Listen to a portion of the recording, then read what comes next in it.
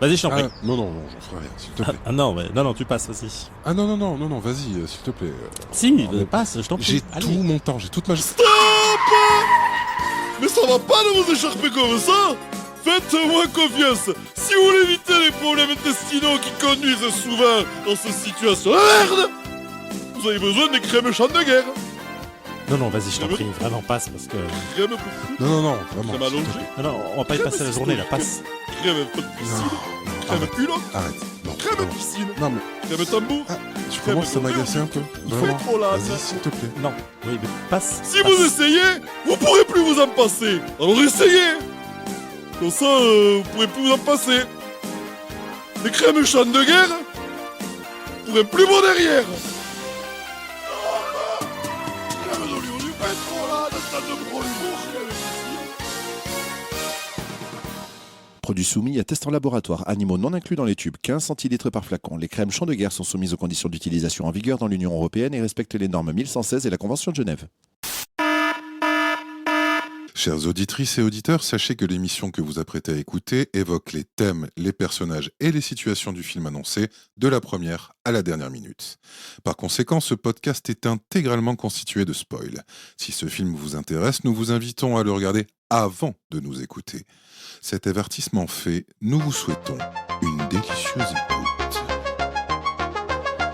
Salut tout le monde et bienvenue dans ce film est trop petit pour nous deux, consacré ce mois-ci à The Dead Don't Die de Jim Jarmusch. On va en parler en long, en large et de traviole pendant 1h43 minutes, 11 secondes et 401 centièmes. parce qu'une chose est sûre, ce film est trop petit pour nous deux. Ils viennent d'arriver, des hipsters venus de la grande ville. Par déduction, je dirais Pittsburgh. C'est tout à fait leur style. Leur plaque est de l'Ohio, alors par déduction, moi je dirais Cleveland. Hein? Cleveland? Alors, comment ils ont réagi? Ils ont dit on sait qu'il y a plein de zombies dans les parages. Et ils ont rigolé. C'est infernal. Ces hipsters sont aussi sarcastiques.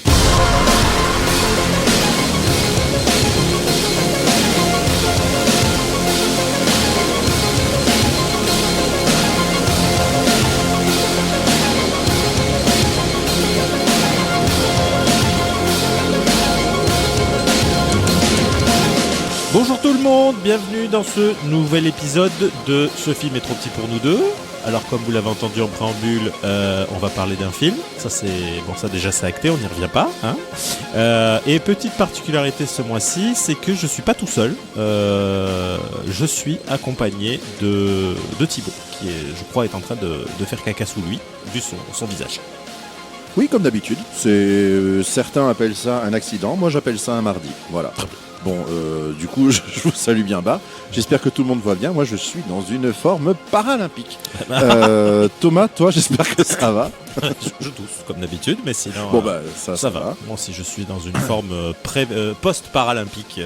Ok, Voilà. parfait. Impeccable. Prêt. Et Oui. il y a également Bertrand, qui va Zuiz.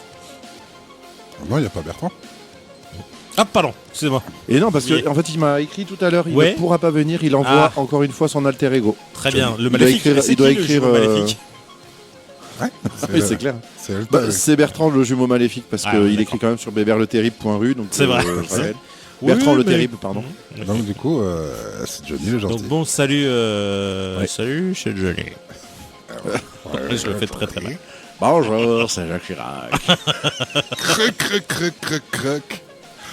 Crac, Allez. mangez des pommes. Crac. Chers auditeurs, je pense que vous êtes actuellement très gênés. Ah, j'espère. Vous en avez déjà très marre. Ouais, mais c'est le principe de cette émission. C'est Ça va, comme Bertrand monsieur. Johnny. Bertrand Johnny. Ah, ça pourrait être un superbe nom composé, ça. Bertrand Johnny. Ouais, Bertrand Johnny de la Pantière. Tu sais, ça pourrait Oh. être un mec qui fait des reportages hyper chiants. Ah oui, Ah oui, Genre, Bertrand Bernard Johnny de de la la Iglesia. Bernardière. ouais, tout Oui. à fait. Il ferait des reportages sur les sacs plastiques en Nouvelle-Guinée. Ouais, non, sur les sacs plastiques qui se sont exilés au Portugal. Oui, c'est vrai. Pour toucher- payer moins d'impôts. Ouais, tout à fait. Tout à fait. On salue la Les sacs nouvelle maire de plastiques Paris, du Sarah, Rassemblement bien sûr. National. Oui. Les sacs plastiques du Rassemblement National et comment ils sont violemment agressés Oui. par ces gros terroristes de LFI. Ouais, Tout à fait. qui Qui sont des qui tortues avec des nettoient les pailles dans le nez. Ouais, tout à fait. Voilà. Tiens, ça me fait juste une question comme ça des beautés. Il y a une... j'y pense. Est-ce que vous avez comme une imitation que vous maîtrisez? Parce que là, ton imitation de Jacques Chirac était parfaite, mais est-ce qu'il y a une imitation que vous maîtrisez? Ce n'est pas parce que tu parles que tu es intelligent. Oui, non, pas celle-là.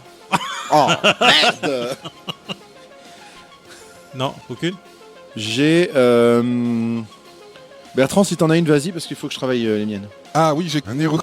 Allô, Bertrand. Ah, t'as eu monsieur machin? Parce que j'ai essayé de l'avoir, il ne répond pas. Merci, un héros. Voilà, impressionnant, hein. Ah, ben, en fait, on aurait dit Eric Collado un peu. C'est pas ça. Colado. Tout à fait. C'est celui qui est au service. Très bien. Ok. Oui, moi j'ai Chan de guerre, non. notre sponsor. Ouais, non. Non, C'est pas une imitation. Ok. C'est toi. c'est pas une Ça imitation. compte Ok. Ah, est-ce que tu crois... Ah, Tiens, non, j'ai un truc. Est-ce que tu crois Ouais, vas-y. que tu peux imiter Bertrand? Eh bien, écoute. C'est bluffant, j'avais l'impression c'était- d'entendre. Ah, Attends, ouais, attends, attends. J'ai pas fini. Ouais, Je vous demande quand même une petite seconde, un petit peu de Très bien, respect pour très bien. l'artiste. Allez-y. Écoute, moi c'est bien simple, je vais me faire Pacific Rim et on va bien se marrer. Oh putain, mais c'était comme la voix dans ma tête. Non, mais c'est C'était impressionnant. incroyable.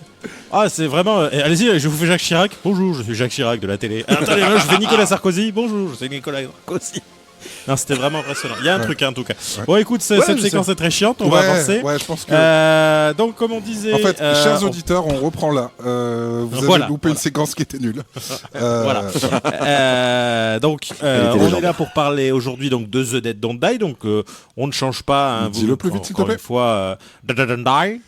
Pourquoi tu crois que c'est comme l'abeille cool, ce genre de choses? The Dead, les morts, ils meurent pas. En style Calianclis, les morts sont pas morts. Ici, Quand ils on refusent. doit mourir, c'est maudit Maccabée. C'est maudit Maccabée qui refuse de mourir. En style Calis. Et donc, oui, comme je le disais, donc encore une fois, un film que nous, on n'a pas vu. Oui. Enfin, qu'on n'avait pas eu jusque-là. Alors, Thibaut, pourquoi que tu l'avais pas vu? Est-ce qu'on en parle? Est-ce qu'on parle de l'Impergate? Tu veux parler de l'Impergate? On peut parler de l'accident, oui. On peut. Alors, on peut parler de On peut, parce l'accident. que Sachez... J'aime bien qu'on dévoile beaucoup de choses. D'ailleurs, j'ai quelque chose à ajouter d'ailleurs. C'est très rigolo. Ah, mais à vas-y, ce alors, sujet. dévoile tout, vas-y, dévoile tout. Dévoile tout. Donc du coup, chers auditeurs, Thibaut devait nous dévoiler cette histoire. Je vais m'en charger puisqu'on me donne la parole. La Non, semaine vas-y, dernière, vas-y. nous avons enregistré un épisode qui actuellement est à la poubelle et qui peut sûrement y restera. Qui était consacré à Imperium avec notre ami Daniel Radcliffe. Daniel Radcliffe. Daniel Merci, Radcliffe, tu absolument. commences à me connaître. Et du coup, cet épisode était nul. C'était sur un film plutôt nul. Oui. Horriblement moyen. Et du coup, on a Oui, décidé de retourner c'est en ça. arrière. Et en fait, je vous avais dit, quand on avait fait notre discussion préalable sur le choix du film, j'avais dit, ah ben tiens, quand il est sorti et qu'il est passé sur Canal, mon frère m'a dit qu'il était chouette. Et du coup, ce week-end, je vois mon frère et je lui dis, ah ben tiens, on enregistre un épisode sur Imperium et on va jeter l'épisode à la poubelle parce que l'épisode était nul alors que tu m'avais dit que le film était bien. Ah non, je t'avais dit que c'était de la merde. Ah d'accord. Ah, d'accord. Ah, bah, très Ouais, bien. ça, c'est la technique. J'avais dit ça. J'ai Non, jamais défendu ce film et je ne soutiens pas le Hamas. Alors, je tiens juste à préciser que, et je veux pas nous jeter des fleurs, l'épisode n'était pas bon parce que le film est très moyen. Donc, du coup, Oui. ça a donné un épisode très moyen, mais c'était vraiment la faute du film. Et tout notre humour, toutes nos qualités narratives, j'ai envie de dire, de tribun, n'est-ce pas? Ah, ça, je le maîtrise. Du coup, Ouais, tu le n'ont fais pas bien. réussi à sauver donc Oui, parce l'épisode. que, mine de rien, j'ai quand même le souvenir qu'on était un petit peu en feu. On a été scandaleux, mais en feu. Oui, Oui, bah, bah, forcément. forcément, t'évoques le fascisme, ça nous met en feu. C'est notre Ça truc, nous met en on- feu, on- bien sûr. On adore ça. Et donc voilà, donc sachez, oui, effectivement, que donc peut-être, on a dit, si un jour on fait un Patreon, ce sera la seule et unique chose qu'on vendra, sans montage, en DIY, tu sais, on le vendra en kit, et vous le paierez. C'est ça, on arrivera à pourrir le son. On vous le vendra en cassette audio. Je vais Bien le sûr. monter sur mon ordinateur, acheter un lecteur de cassette audio et Rodio. transférer dessus. Rodio. Trop c'est une marque, c'est une marque allemande. C'est belge. Ne pas confondre avec Trogneux. Bien sûr. Donc, on va, je disais, pourquoi, Thibaut, que tu ne l'as pas vu, ce film qui nous intéresse aujourd'hui? Eh bien, écoute, j'en avais entendu parler, j'avais vu l'affiche et je te dis, attends, what? C'est quoi ce casting? Ah oui, d'accord, il y a Jim Jarmusch. Ok, film de genre, Jarmusch, ok, pourquoi pas. En vrai, pourquoi pas. Et je ne l'ai pas vu parce que en fait, il n'est pas passé, ou je l'ai pas vu passer au cinéma. Et du coup, c'est vrai que je suis pas quelqu'un qui rattrape beaucoup les films en VOD, sauf quand des fois j'ai des pets de folie de je me lance, je regarde un film que j'aurais dû voir. Ça m'arrive de temps en temps. Et voilà, et du coup, celui-ci n'est pas du tout passé dans mon giron. Et donc je l'ai laissé à l'abandon. Donc ça m'a fait plaisir qu'il soit proposé, je crois, par Bertrand. Par Thomas. Non, c'était moi, Bravo. parce que du coup, je rebondis, j'en profite. Parce que du coup, on cherchait un film donc pour remplacer Imperium, un petit peu en désespoir de cause. Moi perso, c'est un film que j'ai depuis très longtemps sur ma watchlist parce que en règle générale, je regarde ce que fait Bill Murray. J'aime beaucoup Adam Driver, le casting est quand même fifou et je me souviens que j'avais même hésité à aller le voir au cinéma. Et hésiter à aller voir au cinéma, pour moi, c'est équivalent à oui, aller c'est déjà, au cinéma. voilà. Oui, c'est ça. Donc du coup voilà, j'avais très envie de le voir et donc j'en ai profité. J'ai sauté sur l'occasion pour le regarder. Voilà. Très bien. Et toi? Et Bertrand? Eh bien, moi, je n'aime pas Jim Jarmusch et pourtant, j'ai eu envie de le voir. Jarmusch. Jarmusch. Jam Jarmusch. Jean-Michmuch. Jim Jarmusch. J'aime pas beaucoup. Donc du coup, j'ai pas regardé le film, j'ai regardé Dead Sushi. Dead Sushi, c'est la fille d'un grand chef sushi qui s'appelle Keiko, qui a 21 ans, qui s'enfuit de sa maison pour ne plus avoir à subir les entraînements de kung-fu devenus trop stricts. Et elle se réfugie dans une auberge où un staff excentrique et un groupe de pharmaciens enseignants la ridiculisent. Mais un ancien pharmacien a vite d'urgence. Elle représente la ouais. C'est un vrai film? Oui. De Jim Jarmusch. De Jim Jarmusch? Non, c'est un film de Nobuo Yuguchi. Ouais, tout à fait. Yuguchi. Oh C'est impressionnant. On sent que t'as beaucoup joué à Street Fighter. Hein. J'aime pas trop Jim Jarmusch et pourtant j'avais très envie de le voir. Alors pourquoi tu n'aimes pas trop? J'ai pas aimé Deadman, j'ai pas aimé... j'ai vraiment pas aimé Deadman et j'ai détesté Ghost Dog, mais détesté très fort. Voilà. Très bien. Et j'ai vu un autre film, un ou deux autres films, et à chaque fois c'était... ça allait de moyen à j'aime pas du tout. Voilà. D'accord. Le fait de l'avoir aperçu dans la saison 4 de What We Do in the Shadows n'a pas changé ton avis sur lui? Il apparaît, en fait, je ne savais plus d'où je connaissais cette tête, et en fait, il apparaît dans la boîte de nuit de Nadja, où à un moment il y a lui, il y a Sofia Coppola et je sais plus qui zone en fait dans la boîte de nuit en tant qu'humain. Ah oui, ça y est, je me rappelle. Son propre rôle. Ouais. Mais j'avais été... oui, tout à fait, ça y est, je me rappelle, oui. Tout à fait, au moment où le centre des vampires se transforme en boîte de nuit. Tout à fait. C'est ça, exactement. Et, une série à regarder, qu'on vous recommande. Oui, bien entendu. Oui, c'est très important. Regardez le film en VO et en VF. Il faut bien regarder les deux. Et la série, tout est merveilleux. Surtout en VF. En VF. Et on fait un petit bisou au regretté Bruno Salomon, bien sûr. Qui fait un des trois... qui fait le rôle du... Non, même pas du coloc. Il me semble qu'il fait le rôle du coloc qui devient vampire. Mais il ne fait pas partie des trois. Les trois, c'est Fred Testo, Alexandre Astier, et je ne sais plus qui est le troisième. Ben, c'est pas Nico et Bruno de... C'est possible, ouais. Je crois, ouais. Donc, regardez-le. Et toi, Thibaut, tu as quel avis sur Alors, j'en ai pas vu beaucoup. J'ai passé des années avec le DVD de Deadman qui m'avait été prêté par une amie, Charlotte, que je salue. Big up Ouais, big up, exactement. Et c'était Deadman. Je ne l'ai jamais regardé parce que je suis un immonde enculé. Ouais. Voilà, c'est ça. Tous ces films d'avant, je ne les ai pas vus. J'ai vu Ghost Dog que j'ai vachement aimé, mais je l'ai vu quand il est passé sur Canal, après sa diffusion ciné. Donc c'était fin 99, début 2000. Ouais, 99, ouais. Voilà, c'est ça. J'ai beaucoup aimé Coffee and Cigarettes. J'ai pas mal aimé Broken Flowers. Oui, pardon. Moi aussi aimé Broken Flowers. Ah non, ok, d'accord, très bien. J'ai bien aimé Broken Flowers. Je voulais voir Only Lovers Left Alive que je n'ai pas vu. Patterson, j'en avais entendu pas forcément que du parfait. Et donc, voilà, The Dead Don't Die, The Limits of Control, je n'en ai même pas entendu parler. The Dead Don't Die, après il y a Father, Mother, Sister, Brother qui est sorti là l'année dernière, que je n'ai pas vu. Et The Dead Don't Die, donc que j'ai vu pour le podcast ce soir. Donc, pour le coup, mon avis sur Jim Jarmusch, Non, mais c'est que j'aime bien son style. Je voudrais bien qu'on le prononce très mal tout au long de cet épisode, s'il te plaît. Mon avis sur Jim Jarmusch, c'est que j'aime bien son ciné. Très bien. J'aime bien son style. Pour le coup, je comprends tout ce qui peut rebuter.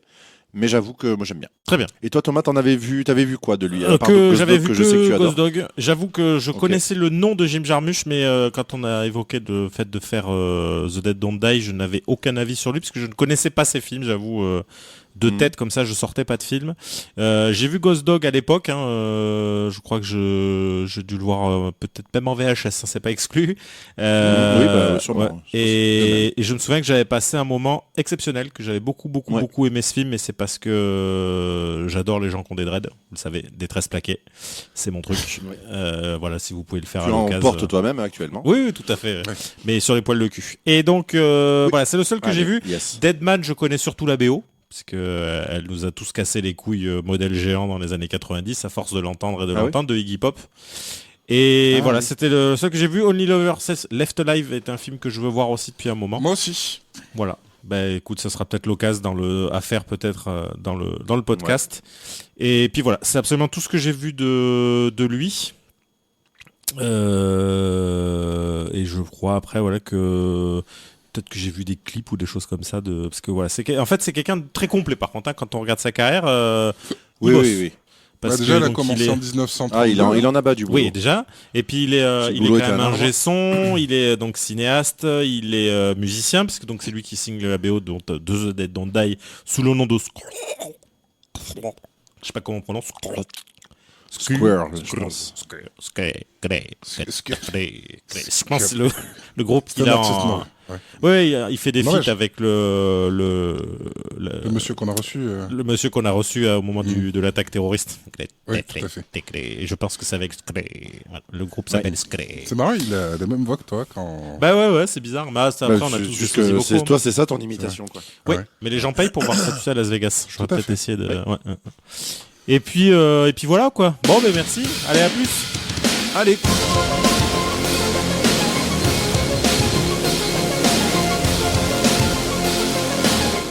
Ce soir l'épisode. Ouais, franchement, il était cool. Hein. Puis bon, après, un peu long, mais pas mal. Oui, on en avait des choses à dire. C'est nul à chier. Allez. Ok, cool. Ok.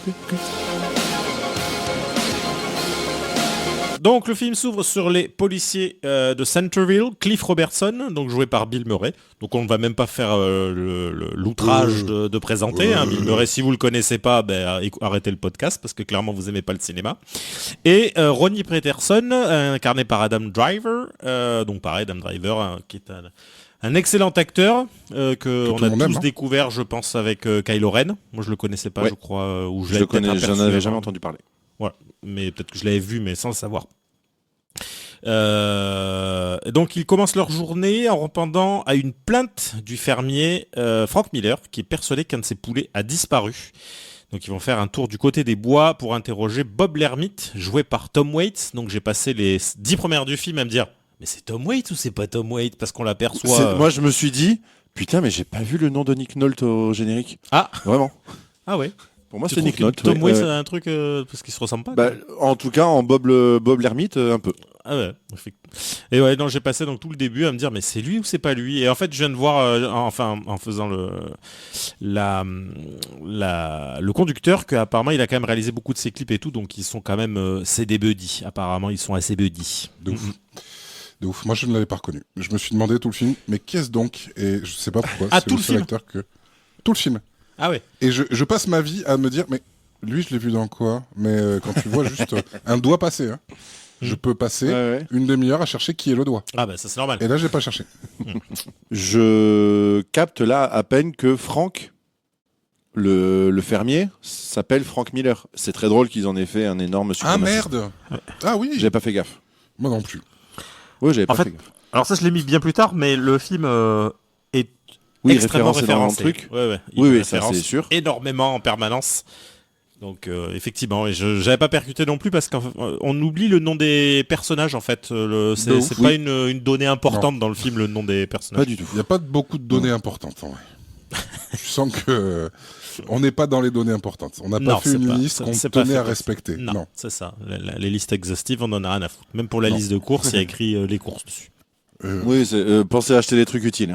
Ouais. Bob l'ermite, donc qui est un ermite, d'où son nom, qui vit dans la forêt et que tout le monde accuse Easy. Donc dès que quelque chose disparaît, forcément c'est lui. Oui, Donc ils se font tirer dessus. En détente, voilà. Ça, le flegme total de Bill Murray est quand même assez dingue. Oui, mais après, il est tellement fort pour ça, pour ne pas jouer. Oui. Il est exceptionnel pour ne pas jouer, Bill Murray. C'est ça. Et on sent qu'il est dans ses petits souliers parce qu'on retrouve ces ambiances très monotones, très Wes Andersoniennes, et on sent qu'il est chez lui dans le film. Donc il se décide finalement de repartir, parce que avec cette réflexion que j'aime beaucoup de Adam Driver qui dit faudra peut-être l'arrêter quand même un jour, voilà. Les mecs ils vivent avec ça. Il a fait de mal à personne. C'est ça. Donc sur le retour, Bill Murray remarque qu'il fait encore jour alors qu'il est trop tard pour qu'il fasse il est encore jour. 20h30 je crois à peu près. Ouais, 20h10 ou 20h30 ou quelque chose comme ça. Et Adam Driver constate que sa montre et son téléphone ont cessé de fonctionner. Ce qui nous offre à ce moment-là une superbe scène d'exposition de la ville de Centerville, 738 habitants, son diner, son centre de redressement pour mineurs, sa station-service, le tout au son de The Dead Don't Die par Sturgill Simpson, qui est une chanson qui a été écrite spécialement pour le film. Sturgill Simpson, ça vous parle pas? Alors oui, tout à fait, ça me parle. Je sais de quoi tu vas me parler. Non. Comment ça, tu sais de quoi je vais te parler? Dis-moi. Vas-y. Moi, je vais te parler de quoi? Je vais parler de quoi? De Sundance Fury?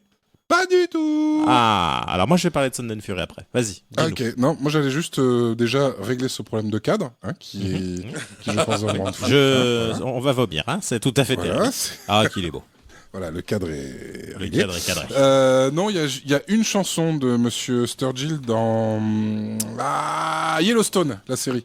D'accord. L'ignoble série d'extrême droite avec Kevin Costner. Avec Kevin Costner.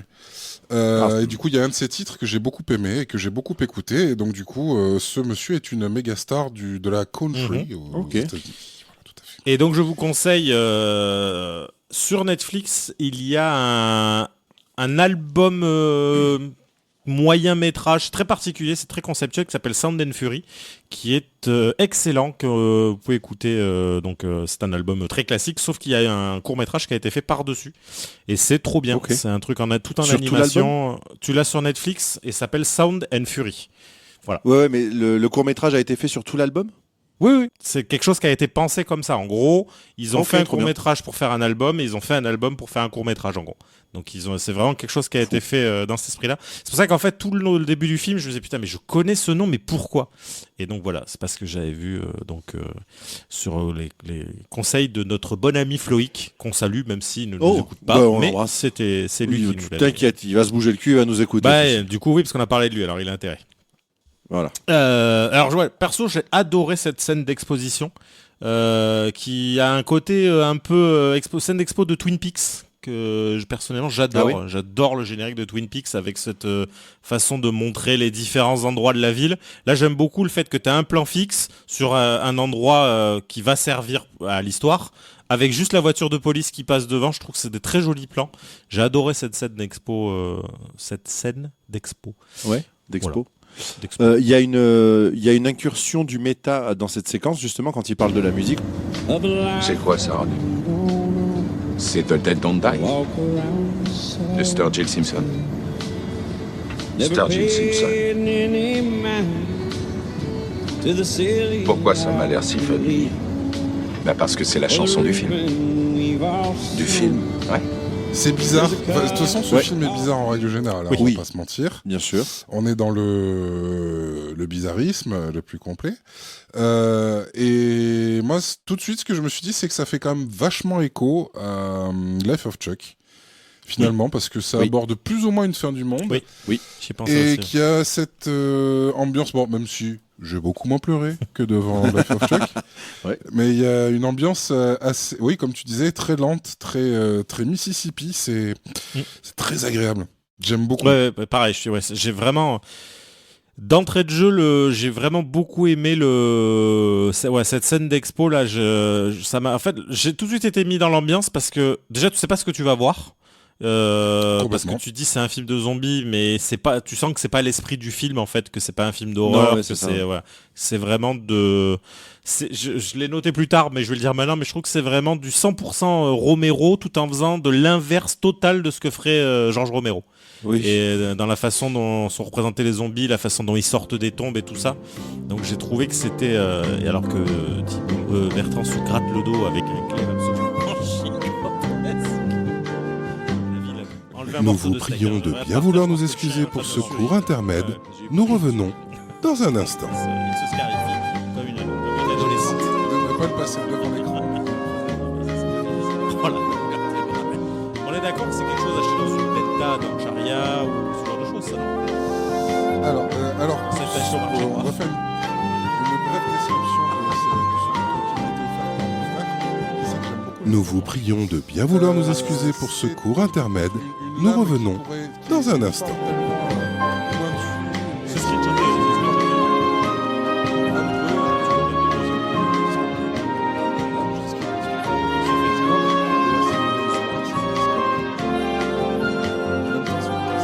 C'est vrai. Nous vous prions de bien vouloir nous excuser pour ce court intermède. Nous revenons dans un instant.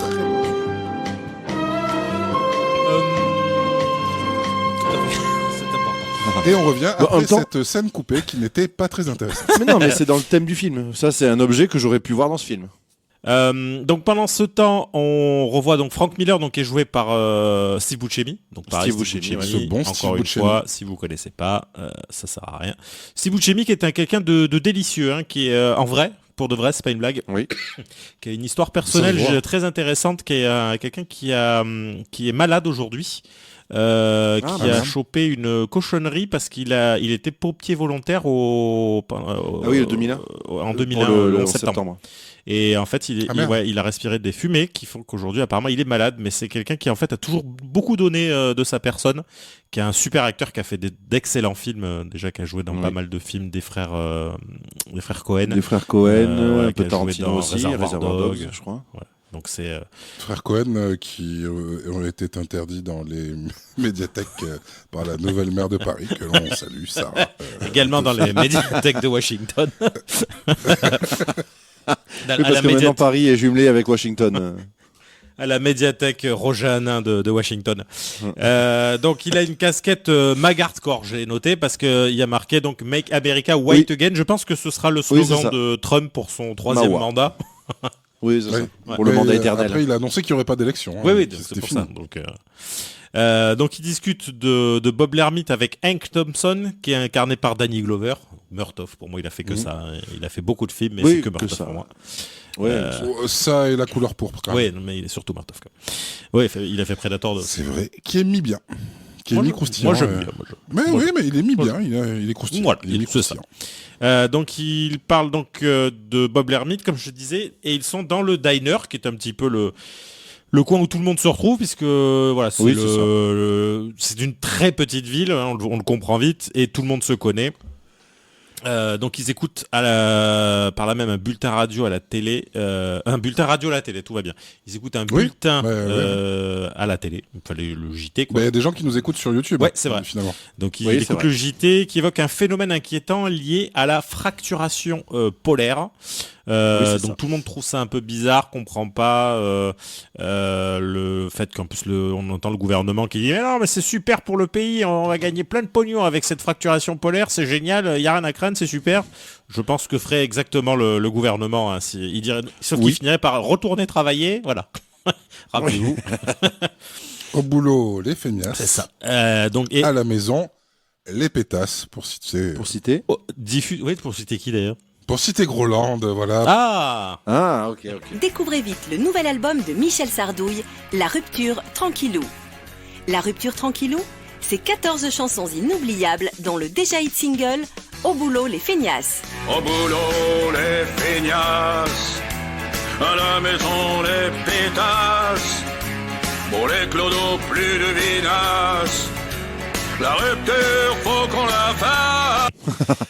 Et à la radio, on entend On les The embrasse. Dead Don't Die, donc de Sturgill Simpson, encore une fois. Et c'est à ce moment-là, donc, puisqu'on suit un peu les trucs en même temps, que Ronnie dit à Cliff que c'est littéralement la chanson du film. Donc c'est une petite blagounette placée là, mais qui n'en est pas vraiment une. On verra plus tard pourquoi. On y reviendra. On saute ensuite. Alors c'est vraiment une scène d'expo assez longue, parce que du coup on présente vraiment... Il y a beaucoup de personnages qui n'ont pas grand intérêt, mais ils ont ils les présentent tous, ils ont tous un moment à eux. Non, mais voilà, donc ils habillent le décorum du film, en fait. Oui, tout à fait. Notamment le patron du motel. Est-ce qu'on le présente à ce moment-là C'est juste après. Juste après. Ok. Là, on est au centre Oui, de alors. détention pour mineurs. Donc, on y retrouve Geronimo, Olivia et Stella, qui regardent un reportage également sur les dérèglements planétaires, qui visiblement n'engage que des skinhead bodybuilders en tant que... Je suis désolé, hein, c'est ça. c'est vraiment, je suis désolé. Ils n'engagent... ouais. Les gars sont des machines à tuer. Hein. Quand il y en a un qui arrivait, je croyais je croyais que c'était un catcheur. Je pensais que c'était Stone Cold Steve Austin, pour ceux qui savent. Je me suis dit, mais waouh. À l'embauche, tu sais, alors, écoutez, votre CV il est super, mais vous faites combien au développé couché? Je pense que c'est la seule question qu'il pose. Et donc là, voilà, il parle aussi de la fracturation polaire qui apparemment a modifié l'axe de la Terre.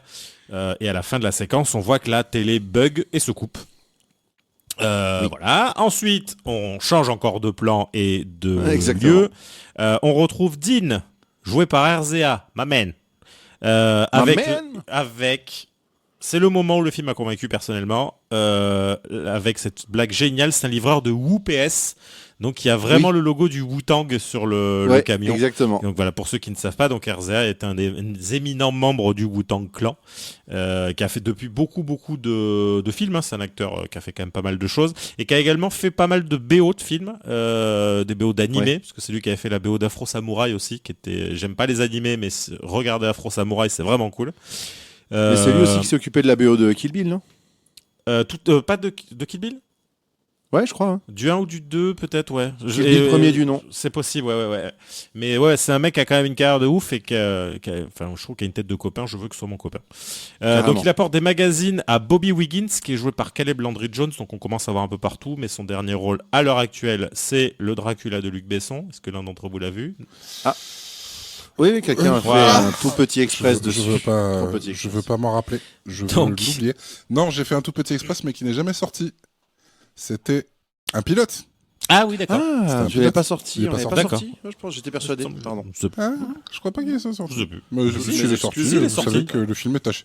Il est sorti? Je sais plus. Je me souviens avoir fait la pochette et tout. Je me souviens l'avoir monté sur. Il est sorti? Oui, bon, je ne sais mais plus. c'était un pilote.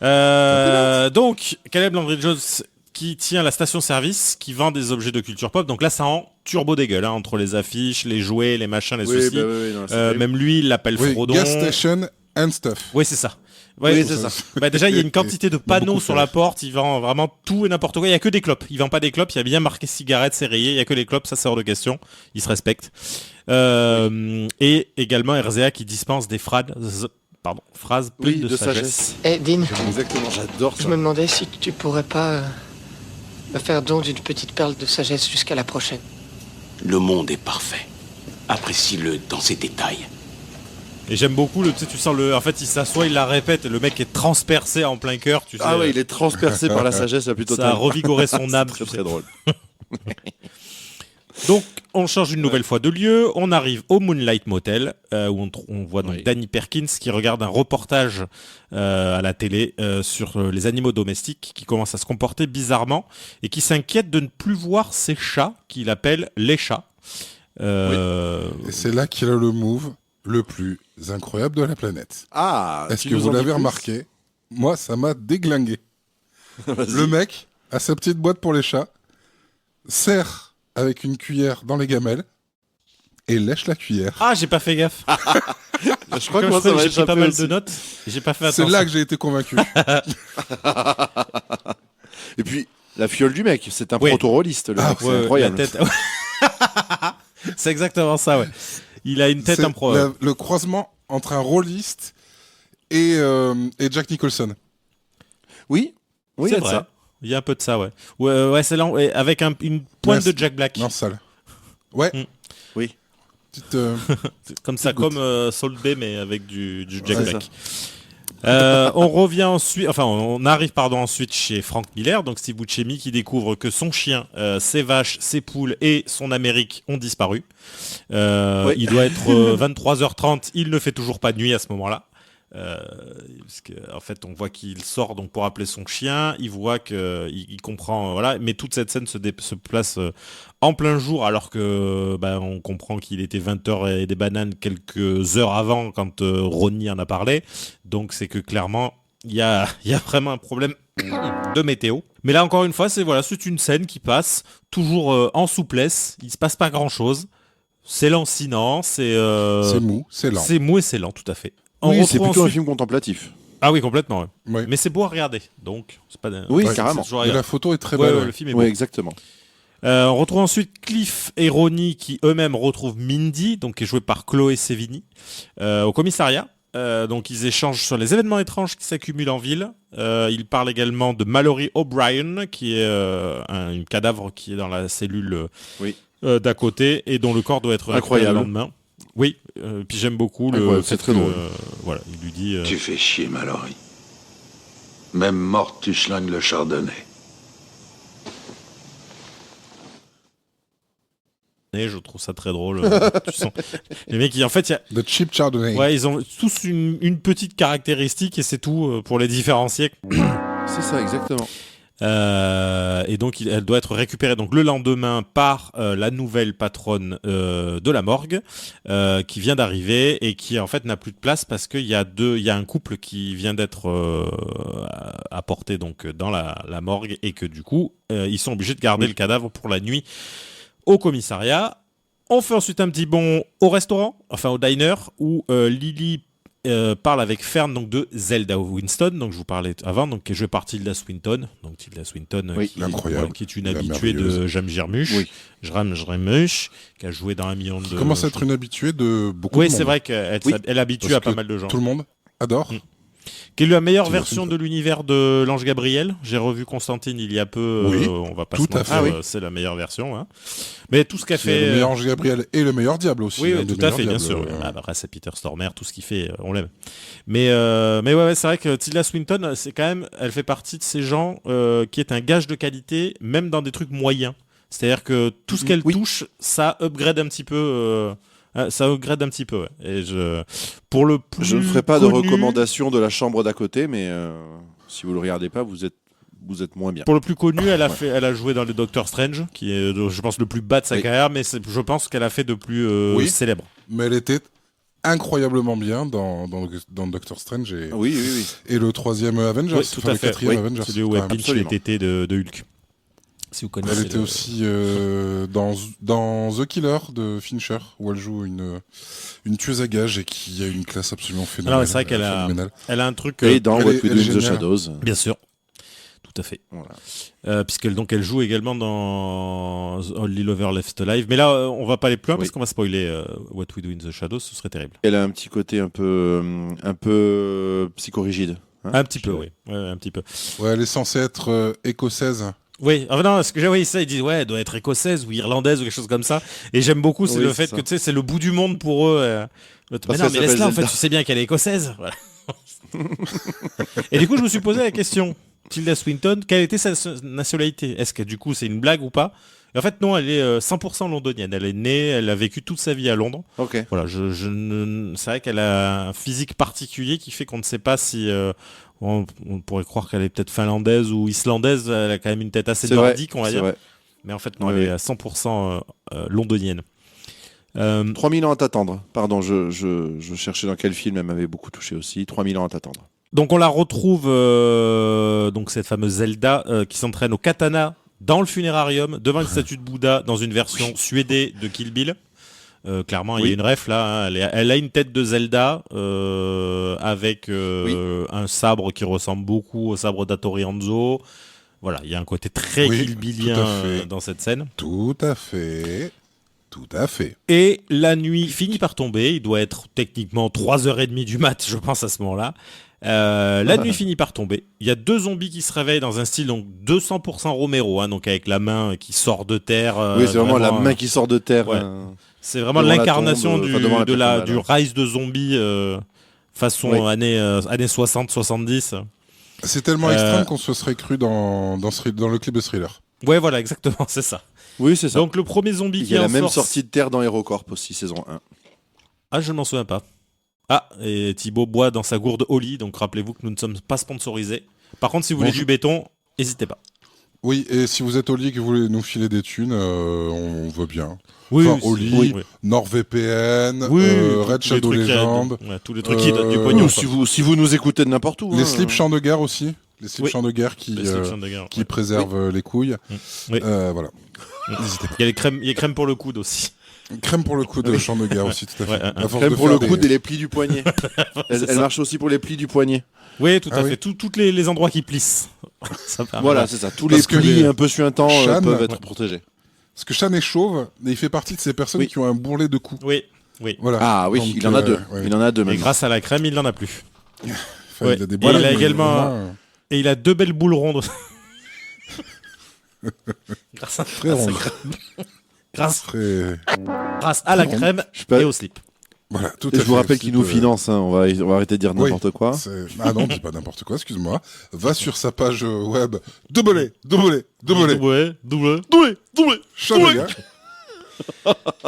Sean de guerre le béton. Sean de guerre qui travaille actuellement sur un OnlyFans. Hein. Oui, tout à fait. Oui, c'est ça. Il va faire des photos de ses pieds et de ses mains et en demandant aux gens de choisir qu'est-ce qui est quoi. Parce qu'on les distingue assez peu. C'est joli cette différence. Parce que le problème, c'est que Shan est une personne qui travaille de ses mains. Donc du coup, il lui manque un certain nombre de doigts. Des phalanges, il lui manque des doigts et surtout il a des pieds déformés où il a le gros orteil qui est vraiment placé sur le côté du pied, ce qui fait pour vraiment penser à un vieux pouce. Et donc il a un physique compliqué, mais c'est un gars en or. C'est un gars en or. Oui, c'est ça. En or. Enfin. En or. Il a quelques années. Il a quelques années de rubis derrière, le type.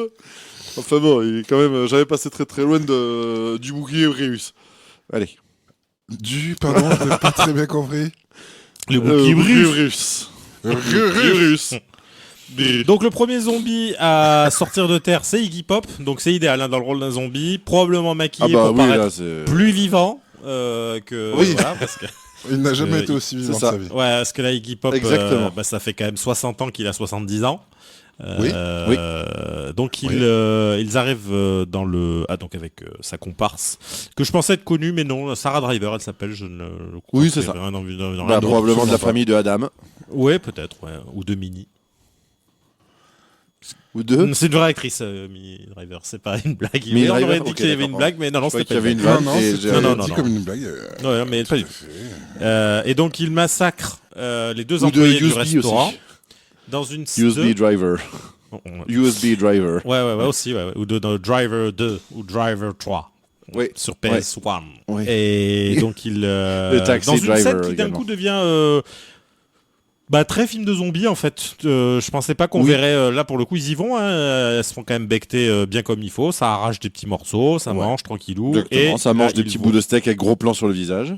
Voilà, c'est ça. Ça m'a fait plaisir de voir Iggy Pop manger. Oui, au moins ça lui fait du bien. Ouais, un petit ça lui fait. Oui, ça m'a beaucoup rassuré. Ouais, moi pareil, je me dis tu vois lui payer un petit sandwich, lui donner un bras, un fémur. C'est la moindre des choses, me semble-t-il. Cool pour lui. Oui, parce que ça se voit que le mec, en fait, se nourrit de Jack Daniels depuis bien 70 ans. Je pense, C'est ça. Je pense qu'en fait, quand il se met à table, il a il a une assiette creuse et dedans, il a juste des cachets. Et il les mange avec une fourchette, un couteau, mais il a que des cachets. Ouais. Moi, je pense et il peut manger pendant une demi-heure. Hein. Il arrive à faire des toutes petites tranches. Parce qu'il utilise ton couteau, Bertrand.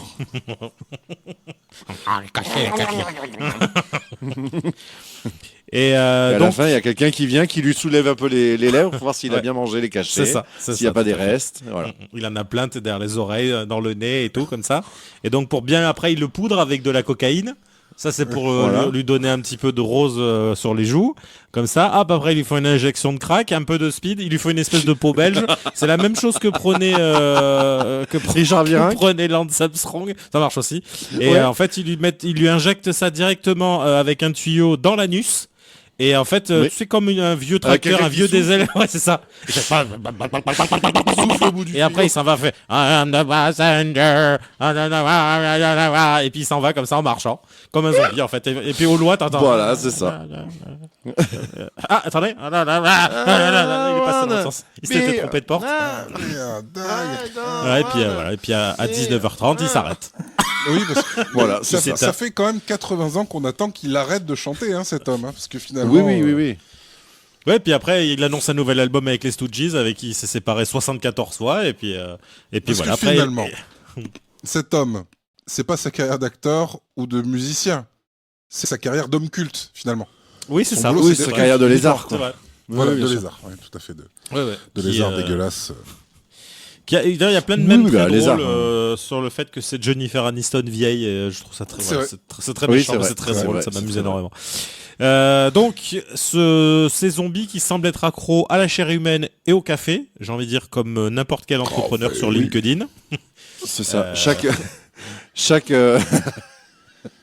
c'est voilà. Apparemment, ils sont issus directement d'une soirée Epstein. Ils sont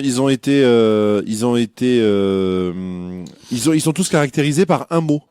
Chaque zombie Oui. dit un mot de C'est son ça. obsession, quoi, j'ai l'impression. Donc là, il fait Il y a peut-être un message derrière, on ne peut pas savoir. Qui est- Oui, mais qui c'est peut-être référence à Romero avec le Peut-être. supermarché, tout ça, un truc un petit peu Peut-être. léger, tout en finesse. Il y a beaucoup de choses de Bien zombies sûr, aussi critique où du il répète. consumérisme. Il répète brain. Il y a des sur des comics ou des choses comme ça en fait, on souvent caractérise le zombie Oui. qui répète bêtement cerveau. Oui, c'est vrai. Donc là, Dans le Halloween des Simpsons aussi, tous les ans, il y a forcément un zombie qui dit Brain. voilà. Ouais. Donc le lendemain matin, Hank, Bill Murray découvre, Danny Glover découvre la scène parce que donc il voulait juste passer un petit peu en avance pour se mettre un petit kawa avant d'aller au boulot. Bah et ouais, il il y passe découvre souvent. donc Lower.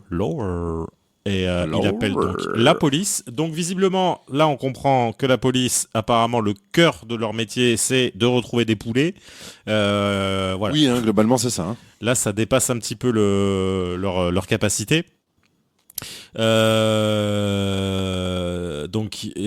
L'arrivée de Adam Driver en Smart, c'est le pic du cinéma. C'est- Pour moi, il y a Vraiment, c'est extraordinaire. exceptionnel. Cette arrivée Adam et puis Driver, toujours Adam Ah ouais. Driver qui arrive à 130 km/h dans une micro Smart, lui qui est quand Ouais. même pas tout petit, Oui. c'est à crever de rire. Et puis surtout carré un avec petit point que l'on n'a pas abordé, j'aimerais juste glisser un petit mot dessus.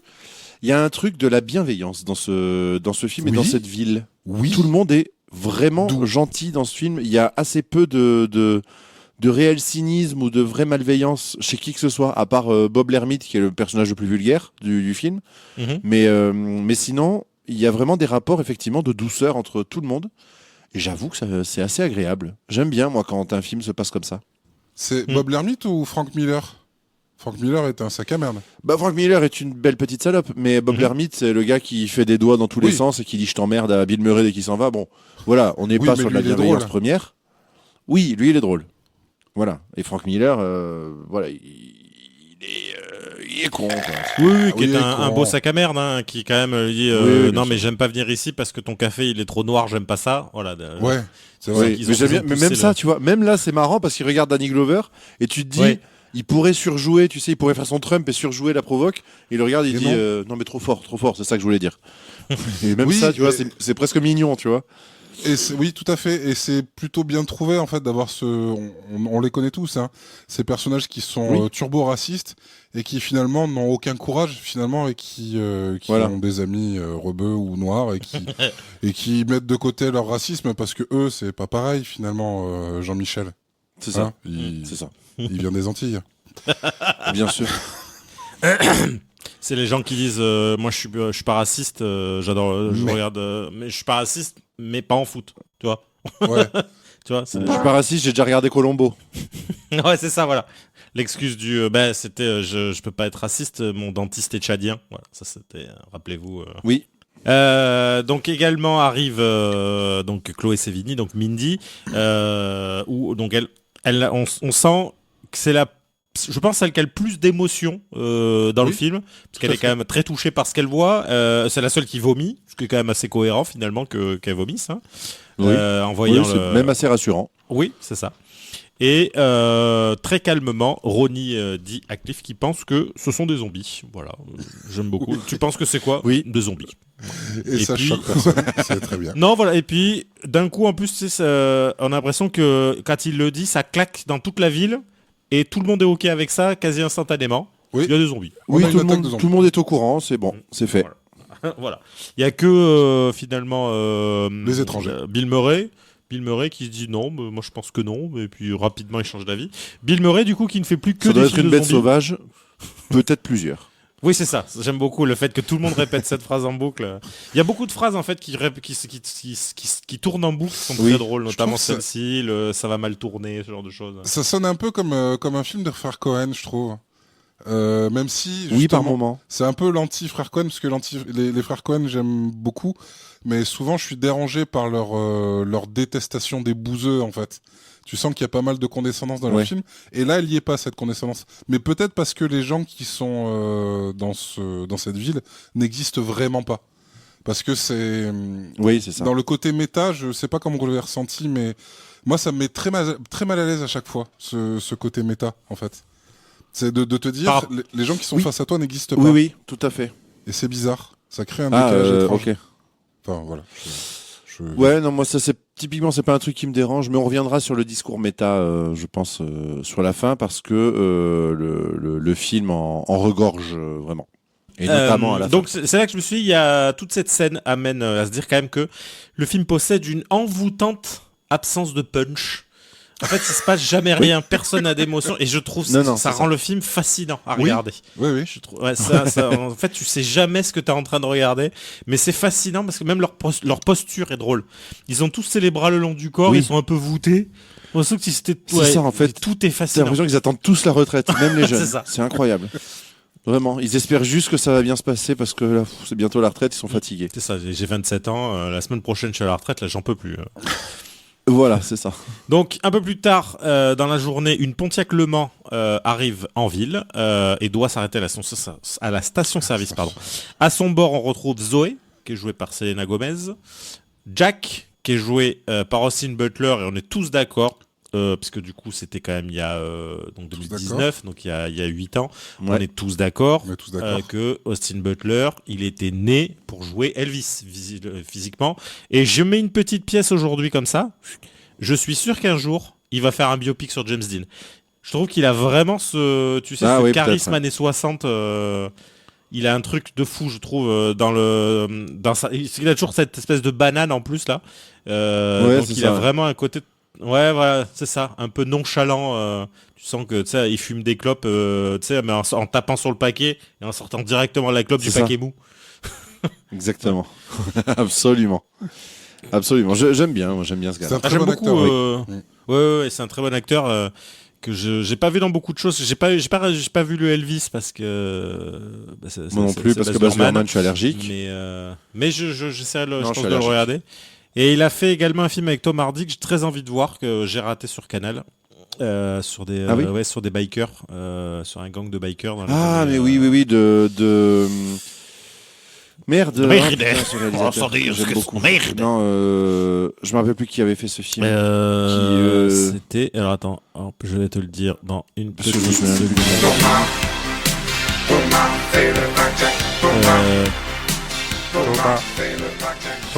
The Bike Riders de Jeff Nichols, pardon. De Jeff Nichols qui avait fait l'excellent Take Shelter. Tout à fait. Ouais. Et voilà, qui est un mec, je pense, qui va peser dans le game quand même pendant quelques années.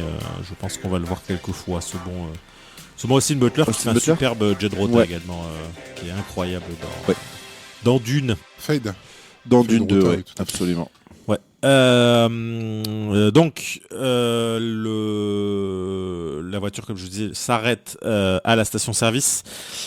Donc là, c'est pareil, il y a énormément de refs à ce moment-là. Donc il y a Zoé, Selena Gomez, qui remarque le t-shirt Nosferatu de Bobby, un petit Foreshadowing, Shadowing, évidemment. Bobby, que tout le monde appelle Frodon. Qui est un voyant du futur, puisque du coup, il a vu qu'il y avait un rapport entre lui et les vampires, qu'on aurait préféré tous pas voir, mais bon.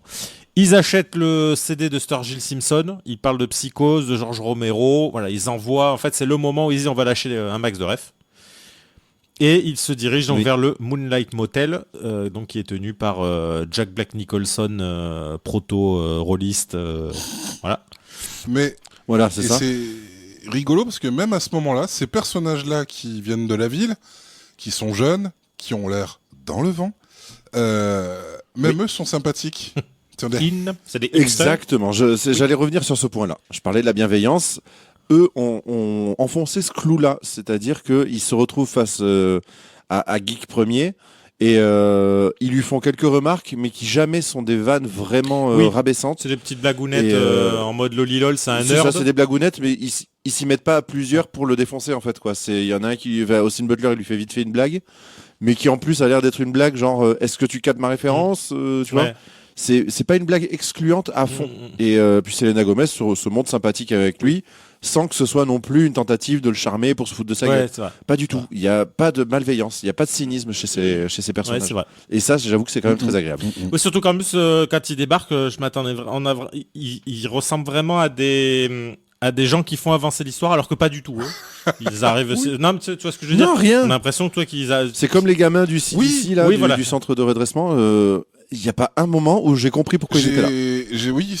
En faisant ton pitch, je me suis rappelé de l'existence de ces personnages dans le centre de détention, mais rien, absolument rien. Ouais, à eux pour le coup. Parce que là, tu te dis, à la limite, il y a Selena Gomez qu'on connaît. Donc voilà, il y a Austin Butler, tu dis tiens, j'aime bien Austin Butler, et donc le troisième acteur, donc Lucas Sabat, que je ne connaissais pas, mais voilà, tu te dis tiens, il y a quand même mais bon, en se replongeant à l'époque, Austin Butler n'était pas encore le Austin Butler d'aujourd'hui, donc du coup il n'y avait pas de raison de faire venir un mec connu à ce moment-là. Selena Gomez, on la connaît, mais bon, je pense pas qu'elle a pas fait grand chose. Je sais qu'elle joue dans une série que j'ai très envie de voir, Only Murders in the Building, très envie de voir, parce la série Steve Selena Gomez, que j'adore. C'est quand même méga star, quoi. Ce genre de personne que tu connais sans même savoir ce qu'elle fait, quoi. Tout à fait, parce que en fait, je crois, là pour le coup, je crois qu'à la base c'était une actrice Disney, tout à fait, qui a fait de la musique, ce genre de choses, qui est devenue pop star un petit peu, c'est ça. Un film qui avait fait du bruit et qui apparemment est très mauvais avec James Franco et Vanessa Hudgens, je crois, où ils font un braquage, où tout le film en fait c'est elle en bikini. En gros, le film a été vendu que là-dessus, je l'ai pas vu, et je sais que. Ah mais oui, non, attends, c'est Spring Breakers. Oui, c'est ça. Oui, elle avait cassé son image avec Spring Breakers de Harmony Korine. Qui est un film à côté duquel je suis complètement passé. J'ai pas vu non plus. Je l'ai maté, mais je suis même pas allé au bout. Je dis putain, mais qu'est-ce que tu veux, film ? Je te piche pas et ça m'agace. Donc stop. Mais voilà, après elle a une grosse carrière, mais je pense qu'on n'est pas la cible du tout. Parce qu'après, quand tu regardes, elle a quand même fait beaucoup de trucs dans cet esprit-là. Donc jusqu'à faire donc Spring Breakers, elle a fait d'autres choses après, mais pareil. Ah si, elle joue dans The Big Short, que je n'ai toujours pas vu, mais que tout à fait dispensable. Des 5 minutes que j'ai vues m'ont fait me dire allez non. Donc on retrouve ensuite les jeunes, donc les hipsters comme ils les appellent, alors qu'ils ont rien de hipster. Là pour le coup, eux sont condescendants. Ils sont caractérisés comme étant des hipsters. C'est vraiment parce que c'est tout ce qu'ils doivent connaître en fait de la grande ville. Ils savent qu'il y a des hipsters, donc c'est vraiment parce que c'est des gens qui vivent qui vivent un peu en autarcie dans leur tout petit village et qui font qui s'imaginent qu'à la grande ville c'est comme ça, parce que j'aime beaucoup vu leur tête, je dirais qu'ils viennent de Pittsburgh. Oui, mais leur plaque d'immatriculation de l'Ohio, je dirais qu'ils viennent de Cleveland, moi. Parce que donc on retrouve Cliff et Ronnie qui discutent des meurtres avec le patron du motel devant le motel, avec l'échange le plus inutile de l'univers mais qui est fascinant à regarder, parce que ce n'est que un échange de banalités et de trucs de plein de voilà, ça ne sert à rien, mais c'est fascinant. Cet échange de vous avez $3, oui, ben il lui sort, tu vois compter la monnaie, non c'est bon, vous pouvez les garder. C'est très gentil. Toute cette scène fascinant. J'adore parce que c'est un creux total et pourtant c'est hyper sympathique à regarder. Alors, chers auditeurs, ne vous dites pas qu'on est en train de prêcher le vrai pour le faux, en fait. Vraiment, ces scènes sont très molles, très lente. Oui. Mais oui. Il n'y a extrêmement pas de la agréable. moindre ironie. C'est pas Ouais. du plan réaliste chiant avec quelqu'un dans un coin de l'image mal cadré en train de pleurer. Non, ça vous transmet une douceur en fait, un Ouais, calme c'est ça. très agréable. Vraiment, c'est. Ouais. Surtout dans un film qui en plus se veut être un film, je mets les guillemets, vous ne le voyez pas, mais d'horreur, dans la mesure où c'est quand même un film de zombies, où en fait tout...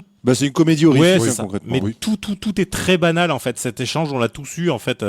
Croiser quelqu'un devant la boulangerie, tu sais pas trop quoi dire, t'échanges 4 banalités et tu repars. Et en fait, c'est exactement ça parce que c'est leur vie en fait. C'est juste que forcément, ça consiste tout parce que on le voit un peu plus tard.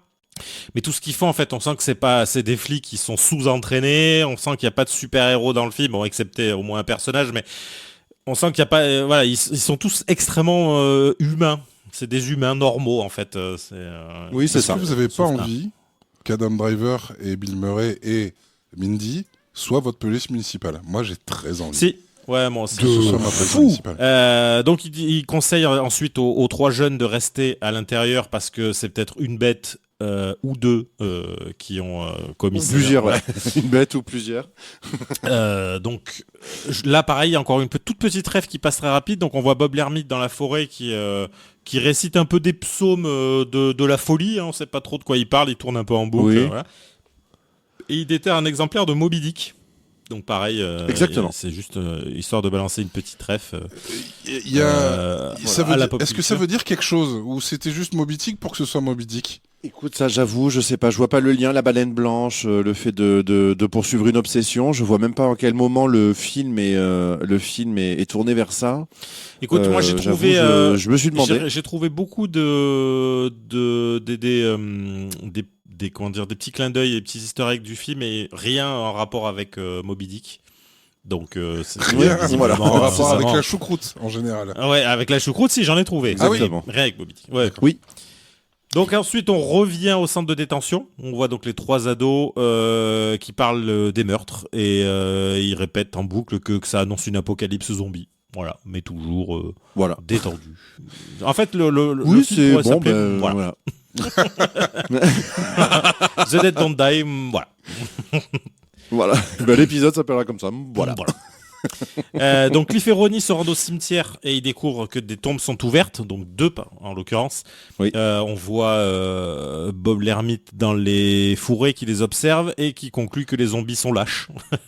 Et Ronnie explique à Cliff comment tuer un mort-vivant et il faut tuer la tête. Je trouve cette phrase excellente. Oui. Il faut tuer la tête parce que du coup ils la répètent tous après, surtout Hank qui dit il faut tuer la tête, il faut tuer la tête, il faut tuer la tête. Je trouve ça très drôle. J'adore. Donc là, ce qui est génial, c'est que donc personne n'a une preuve quelconque d'attaque de zombies, mais tout le monde est prêt pour la nuit suivante, se prépare au fait que va y avoir une attaque. Donc là, pareil, je trouve ça génial. C'est ça. Les mecs se sont. Okay. Il y a un truc dans justement dans cette préparation, dans toutes ces explications, c'est que tu sens que Jormish, il a voulu faire un film. Il a maté un film de zombies, et en fait, il s'est rendu compte que tout le monde autour de lui disait. Putain, en vrai, ce serait marrant un film de zombies où tout le monde connaît déjà le principe du zombie parce qu'à chaque fois, t'as l'impression que dans les films, ils découvrent le truc. Et là, il s'est dit, je vais faire ça. Et en fait, c'est un film de zombies. Et en fait, tout le monde connaît le principe du zombie. Donc, il y a pas de surprise. Ok, un zombie, si c'est comme je pense, faut leur couper la tête et puis c'est comme ça qu'ils meurent, quoi. Et puis ils vont sortir la nuit et puis machin. Ok, on a gagné ce temps-là. Et je me suis tellement fait cette réflexion, j'ai tellement entendu des gens la faire aussi. Je me dis, c'est une réflexion universelle. Et le mec a décidé d'en faire un film, en fait. Ouais, c'est vrai.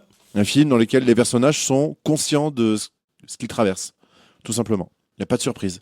Oui, puis en fait, qui accepte tout de suite l'idée, en fait, tu vois, contrairement à beaucoup de films, comme tu dis, où le gars, en fait, tant qu'il n'y a pas 12 personnes qui marchent vers lui en mangeant des cerveaux, en fait, n'admet pas le fait qu'il peut y avoir des zombies dans l'histoire. Et là, en gros, effectivement, c'est vraiment jouer l'exact opposé en se disant, ok, il y a des zombies, alors comment qu'on fait ? Et j'aime beaucoup le fait que le film avance. En fait, il a un rythme très lent, mais il avance tout le temps. Par contre, le film, en fait, c'est ça. Il est très phlegmatique. Il perd pas de temps parce qu'en plus, le fait qu'il y a un problème de jour-nuit fait que tu ne le situes jamais dans un espace-temps. Tu sais jamais en fait si on est le matin, l'après-midi, le soir, si on a avancé d'un jour, de 10 jours.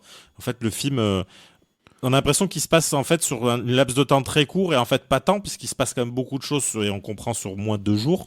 Mais voilà, je trouve que et encore une fois le fait que le film est très joli à regarder fait qu'on s'y perd complètement le fait de ne pas avoir de repère de temps. Oui, et en plus le fait qu'ils annoncent la journée dure trop longtemps, en fait, moi la sensation que ça me fait, et d'autant plus que c'est clairement tourné en plein été dans un état très verdoyant, tu sens vraiment l'été. Tu sens vraiment une ambiance estivale à la campagne, quoi. Enfin, c'est extrêmement agréable, vraiment. Ouais, c'est le 22h à table. Exactement. Il fait encore un petit peu jour, là, le seul moment agréable de l'été. Voilà.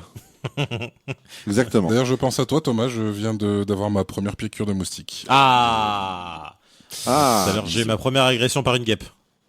Ah, cool. Cool. Est-ce qu'elle t'a traité de sac à merde? Moi, je suis pas loin d'avoir mon premier coup de soleil. Ah, oui. Tout à fait. Oui, c'était une guêpe chauve qui brigue la mairie de Nice. Donc voilà, une guêpe de merde. Oui, elle m'a attaqué avec un tout petit. Ne vous éloignez pas, je m'en vais vous piquer. Revenez. Et après, revenez, je m'en vais vous s'est enfermé dans son nid de guêpe. Non, je n'en sortirai pas. Wokistes, je ne supporte pas les wokistes. Qu'ils viennent me chercher. Les islamo-gauchistes. Ah, quel enfer. Donc c'est le moment où tout le monde se prépare. Donc il y a Bobby, pour situer Landry Jones et Danny Glover qui se préparent dans la quincaillerie de Danny Glover. On retrouve Adam Driver, Chloé Sevigny et Bill Murray qui eux se préparent dans le commissariat avec ces scènes que j'ai trouvé géniales où ils arrivent avec une caisse où il dit on est passé à la quincaillerie et c'est un peu parti en couille où il y a une brosse à chiottes, enfin un truc pour pomper les chiottes. En fait il y a tout et n'importe quoi dans leur carton.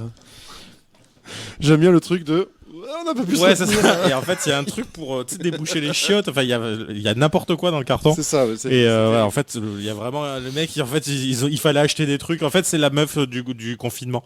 Quand il lui dit vous avez acheté quoi, je sais pas, j'ai pris n'importe quoi. Ben, c'est la même chose là en fait. Exactement. Et donc le soir même, là c'est le moment où tout le cimetière se vide. Donc tous les zombies sortent de terre. Donc il y a toutes sortes de zombies. Il y a des enfants, des ados, des femmes. Il y a également Sturgill Simpson qui apparaît. Qui est le zombie à la guitare. Le zombie qui se promène avec une guitare par la corde. C'est Sturgill Simpson. Donc Zoé, Jack et Zach, les trois hipsters, donc se barricadent dans leur chambre après avoir vu un bulletin d'alerte. Où là, en fait, on comprend qu'il y a vraiment une levée de zombies mondiale, parce qu'en fait. On comprend que c'est le monde entier. On n'a pas parlé de la Lune d'ailleurs. Oui, c'est vrai, qui est fascinante. On a régulièrement des plans sur la Lune, qui est fascinante. Violet. Exactement, c'est comme s'il y avait une espèce de vague électromagnétique qui est en permanence autour de la Lune et on soupçonne que la malédiction vienne de là. On soupçonne parce que je suis un peu astronome. C'est ça. Parce qu'une fois, tu as regardé le ciel en pleine nuit. Ça m'est arrivé. Au moins une fois ou deux, plus souvent. Bien plus souvent qu'à l'accoutumée. Advienne que pourra. Pendant ce temps-là, Danny cherche ses chats, toujours, comme depuis le début du film. Il se fait attaquer et il se fait dévorer le dos par des zombies. Des dévoreurs de dos. Oui, tout à fait, voilà, comme on dit. C'est ça. Des bacs mangeurs, comme on dit. Donc, alors je suis allé juste un petit peu vite, parce que donc c'est à ce moment-là donc on voit les policiers qui arrivent au commissariat avec leur carton et ils parlent à Chloé Sevigny de la situation en lui disant voilà c'est des zombies donc il faut tuer la tête et là le cadavre de la cellule se réveille et toujours pareil très en détente. J'aime beaucoup, donc Adam Driver prend une machette. Il tape une première fois, c'est là qu'on comprend qu'effectivement, je pense qu'en vrai, couper une tête, c'est pas aussi facile que dans les films. Donc il s'y reprend à 3 fois. Et sa machette ne coupe pas du tout. Clairement. Et pourtant, il lui dit t'as vraiment un très bon swing. J'aime bien le débrief après. T'as joué en Ligue mineure? Oui, j'ai un petit peu joué pendant 2-3 ans. Oui. Mais à aucun moment, il y a que Chloé Sevigny qui a une réaction à peu près normale. Mais sinon, ça va. Tout le monde est en mode non, écoute, voilà. D'autant qu'Adam Driver est un sacré troll. Il fait qu'1m89. Je croyais qu'il faisait beaucoup plus. J'aurais dit plus. Moi, je le voyais plus grand. Moi aussi. Mais il faut croire que la plupart des acteurs sont petits. Bah ouais. Ensuite, on revient au salon funéraire. Donc, c'est décousu, mais le film est monté comme ça en fait. Il y a vraiment pas de suite en fait. C'est vraiment des enchaînements de séquences quoi.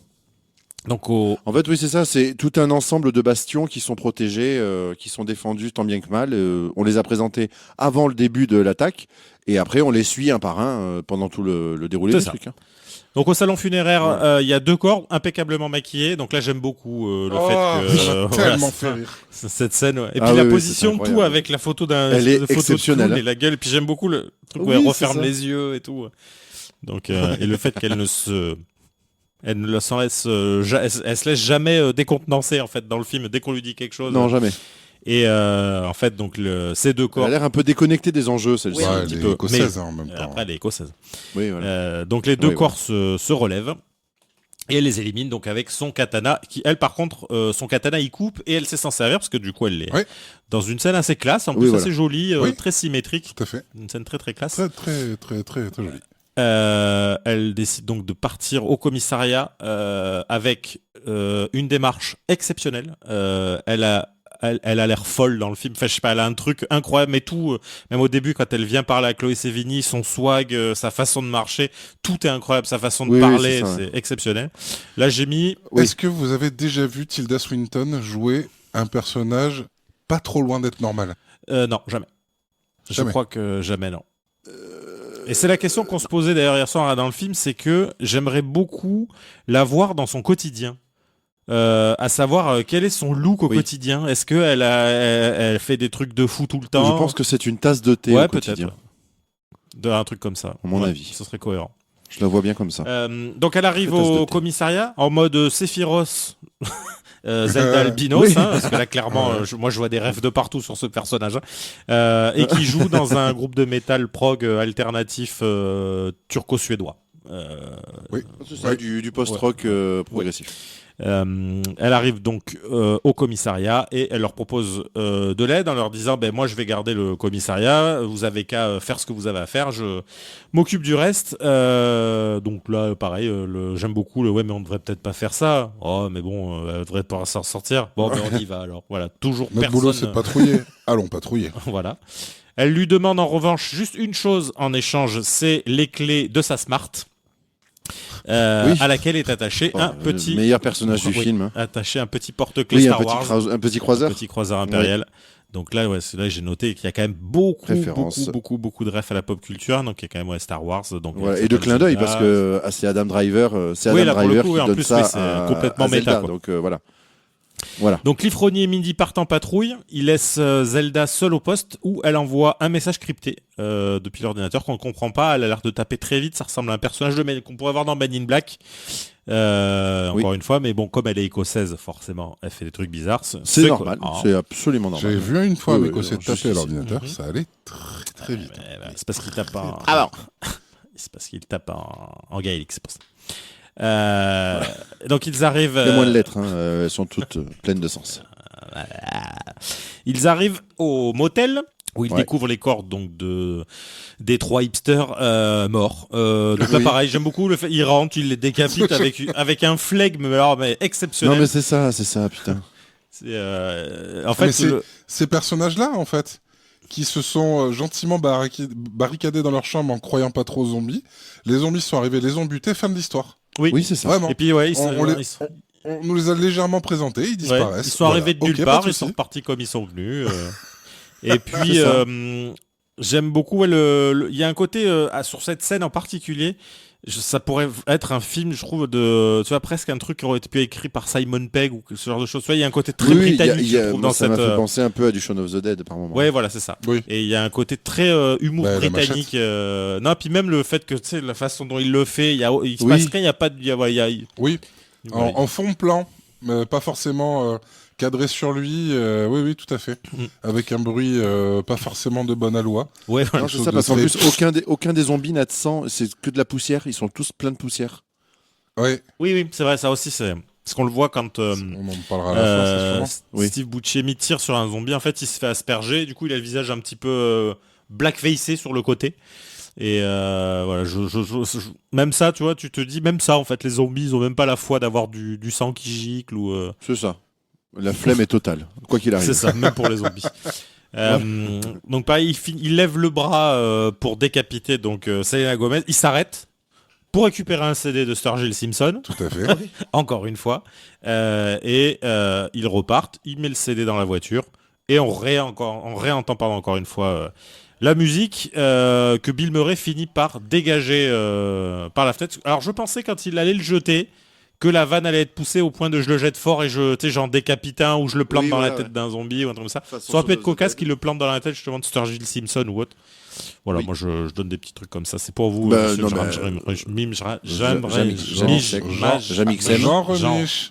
Jean Remuche. L'Erasmus. Jean Remuche. Jean Remuche. Donc pendant ce temps, Hank et Bobby, qui eux sont parfaitement barricadés dans la station-service, mais ont complètement oublié qu'il y avait une réserve, meurent. Voilà. Comment hein voilà. Oui, connement. Ah, c'est assez con, oui. Toujours, voilà, j'aime beaucoup le... on est dans la merde, c'est la fin, je crois, la fin de l'aventure, mais toujours pareil, cette absence totale de punch. Presque, c'est pas grave, tu vois, j'ai l'impression que leur vie c'était un peu moins axe, ouais, même si ça avait l'air paisible, il y a un truc de... Oui, si ça s'arrête là, c'est pas si grave. Ouais, bon, allez. De toute façon, c'est ça. Hein, okay. On est qui, à quoi ça sert, où vais-je okay. Ensuite, on voit Bob l'ermite qui regarde en dégustant un poulet qui a l'air, ma foi, très bon. Steve Buscemi se faire attaquer, en perdre sa claquette. Pareil, il se fait becter. Alors c'est le seul qui se défend un petit peu. Je pense que ça vient de son côté revêche d'extrême droite. Ouais. À mon avis, c'est ça. Que ça. Ces gens-là sont hargneux. Hein. Ne jamais faire confiance à son voisin d'extrême droite. Hein. Ça, tout à fait. Non. Tu risques de prendre un coup de fusil sans avoir rien demandé. Bah non, c'est pas eux les assassins, je te rappelle. Ouais non, c'est à la gauche qui tue. Non. Voilà. Bien sûr. Attention, on est encore sur Imperium, les gars. Ah, pardon. Vous aviez pas tout dit, je pense. Voilà. Bon. Donc, les 3 ados du centre de détention sortent du placard. Ils s'échappent. Voilà, fin de tournage. Ensuite, on retrouve la voiture au cimetière. Donc, tout ça s'enchaîne très naturellement, très lentement, sans trop de musique, un peu de Sturgill Simpson, mais rien de plus. Ouais. Voilà, très calme. Ils arrivent au cimetière, ils décident de rouler sur quelqu'un, puis en fait, ils s'enlisent. Voilà, la voiture est enlisée, et puis le plan... et puis pour le coup, il utilise tout ce qui fait le film de zombie, à savoir juste les mains derrière les vitres, les visages collés, tout. Il y a tout, mais tout, même les zombies, ils sont pas trop... sont très beaux. Oui, le film est très joli tout le temps. Et donc voilà, ils sont dans la voiture. Mindy, encore une fois, qui est la seule à avoir des réactions, aperçoit sa grand-mère. Je trouve ça génial, l'attaque de mamie. Voilà, le fait de, mais qu'est-ce qui se passe ? C'est ma grand-mère. Voilà, toute cette scène en fait où ils reconnaissent des gens. Où l'autre il dit mais attends mais c'est pas machin ça bah si c'est lui et, voilà, je mets tout en fait même avant quand Danny Glover tue le gars il dit vous le connaissez, il dit oui c'était des clients à moi, ils sont morts il y a une dizaine d'années, c'était les frères machin. Mais ouais maintenant que vous le dites voilà, en fait c'est une discussion de boulangerie, c'est la vie de village quoi, c'est la vie de village mais là c'est au milieu des zombies que les gens dans leur tombe ne se décomposent pas, c'est fort pratique, juste un petit peu par une petite couche de violette, un peu violette verte, mais sinon ils se décomposent pas du tout, pratique. Et qu'est-ce que je voulais dire ? Oui, on n'en a pas parlé, mais on comprend aussi que chaque zombie est caractérisé par ce qu'il faisait au moment où il est mort. Donc les enfants pensent à jouer, à acheter des bonbons, ceux qui sont accros au café, d'autres qui... Voilà. C'est ce qu'ils faisaient à ce moment-là. C'est ce qu'ils faisaient au moment de leur mort ou c'est juste ce qui les obsédait, entre guillemets ? Non, apparemment, il me semble ce que dit Ronnie, c'est ce qu'ils avaient l'habitude de faire au moment de leur mort, en gros. Ok, donc je pense que effectivement après ça revient à ça ce qui caractérise le fait que par exemple Iggy Pop aime le café pris par l'anus encore une fois voilà, et tout sont des choses comme ça puisque du coup Sturgill Simpson se dirige rapidement vers la boutique de musique lui il dit guitare voilà c'est ça. Donc c'en est trop pour Mindy qui décide de sortir du véhicule pour retrouver mamie. Voilà, on est dans l'abandon. C'est manger et voilà. J'ai pas de résistance. Et on la salue, bien sûr, on la salue. On lui souhaite bonne continuation. Voilà. Donc ensuite, on voit de son côté Zelda qui conduit la voiture donc de Ronnie à travers la ville dans une scène, on dirait Mario Kart, mais lent. Oui, c'est ça. Tout à fait. Et puis, voilà, elle arrête Mario R5, c'est quoi ? Mario Smart. Voilà, c'est ça.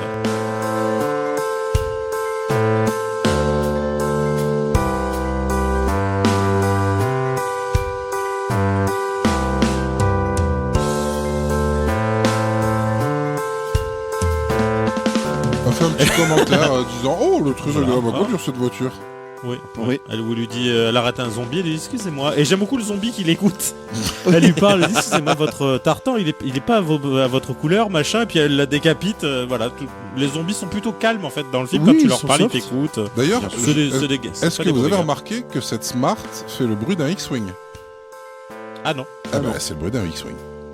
Je croyais que par contre classe. elle avait les couleurs de faire, on aurait dit une toute petite Ferrari. Oui, c'est ça. Petite. Toute petite. Ferrarita. Il y a aussi une séquence où on voit, on l'a pas, je sais pas si on l'a dit, on n'est pas revenu dessus.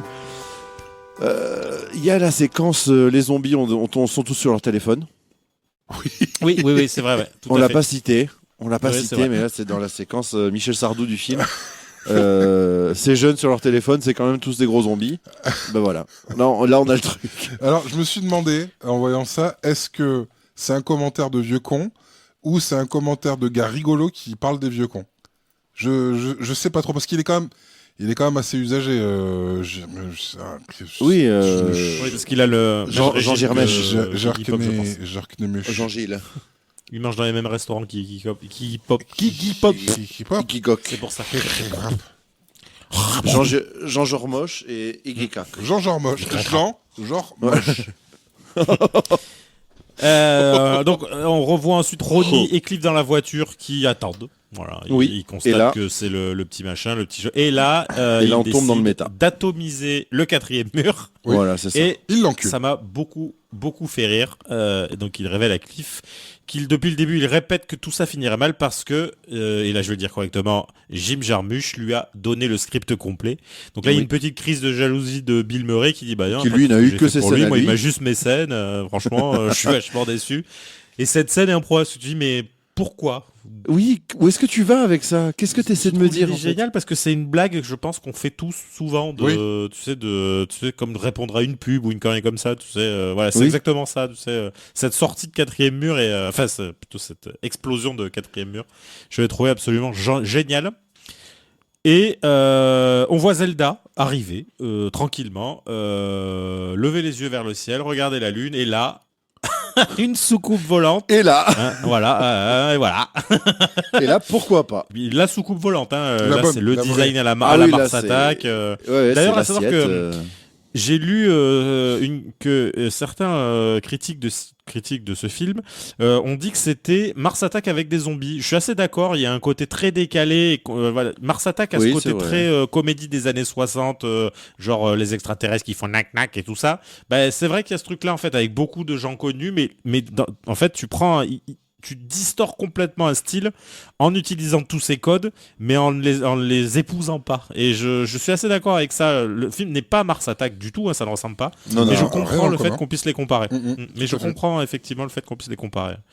C'est vrai que c'est pertinent. Donc, l'OVNI apparaît au-dessus des tombes. Voilà. Donc Ronnie, à ce moment-là, Cliff demande, et ça c'était dans le script? Bah non, ça c'était pas prévu. Non, ça non. Mais toujours, voilà, même là, il regarde... en détente. Donc Zelda avance, elle regarde vers la soucoupe, elle est téléportée, la soucoupe s'en va. Voilà. Ensuite... Et une bonne soirée surtout. Et voilà.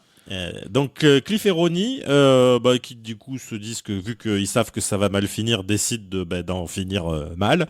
Donc ils sortent de la voiture dans un mouvement un peu badass avec un petit ralenti, prêt à en découdre avec un flingue et une machette. Ronnie répète que de toute façon c'est ce qui est dit dans le script, donc de toute façon voilà. Et on retrouve un peu tous les certains personnages du film. Donc il y a Bobby, Frank, Danny, Mindy, il y a pas mal de monde qu'on a déjà vu. Et puis même il continue à lâcher des non mais je le reconnais lui c'est machin. Voilà. En fait t'as vraiment un côté vie de petit village qui continue même dans le fait en dégommant des zombies. Exactement. On voit Bob l'ermite qui nous fait tout un laïus sur l'état du monde assez pertinent pour le coup, qui est voilà, c'est vraiment le narrateur en fait. Tu dis que dans un truc classique, on aurait pu l'entendre parler vraiment pendant tout le film. Donc là non, c'est uniquement quand on le voit, mais voilà. Et donc les zombies finissent par submerger Cliff et Ronnie. Ils se font manger. Il y a un petit monologue sur la nature humaine. Ils prononcent monde de merde en hommage à George Abitbol et c'est fini. Voilà, le film s'arrête. Voilà, à un moment, ça fait un peu et on va arrêter là. Voilà. Ouais. Je pense Non, que c'est bon les gars, j'ai plus de batterie. il a pas dit couper, il a dit voilà. Moi, il a du moi là. Et ce sera également mon mot de la fin. Voilà. Alors, qu'est-ce Voilà. que vous en avez pensé, les petits copains? Je vais commencer par Thibaut, parce que Bertrand, tu avais des petits griefs avec Jim Jarmusch, qui n'était pas le cas de Thibaut. Donc, C'est vrai. je t'encourage à commencer. Mon bon Thibaut, je t'écoute. Enfin, nous. Eh bien, merci. On a évoqué... Merci. Et donc, Johnny. Non, on a évoqué tout un tas de points que j'aime dans ce film. À savoir la photo, la réal, c'est très beau. C'est souvent très beau. Parfois c'est un peu chum, mais après c'est volontaire. Hein, le côté zombie en papier, c'est quand même toujours, c'est jamais agréable à regarder. Mais après le film est méga soigné. Tu sens que Jim Jarmusch, il sait faire des films, il sait faire des images, et il y a aucun problème là-dessus. L'écriture et l'atmosphère du film est très cool, vraiment. J'ai pris un pied fou à suivre ce petit village et ces gens, voilà, qui se branlent de tout, mais tout en accordant une importance de politesse à tout ce qui les entoure. C'est de la politesse en fait. Et tout le monde est gentil dans ce film. Et j'ai trouvé ça très agréable. Maintenant, j'ai vraiment détesté toute la partie zombie.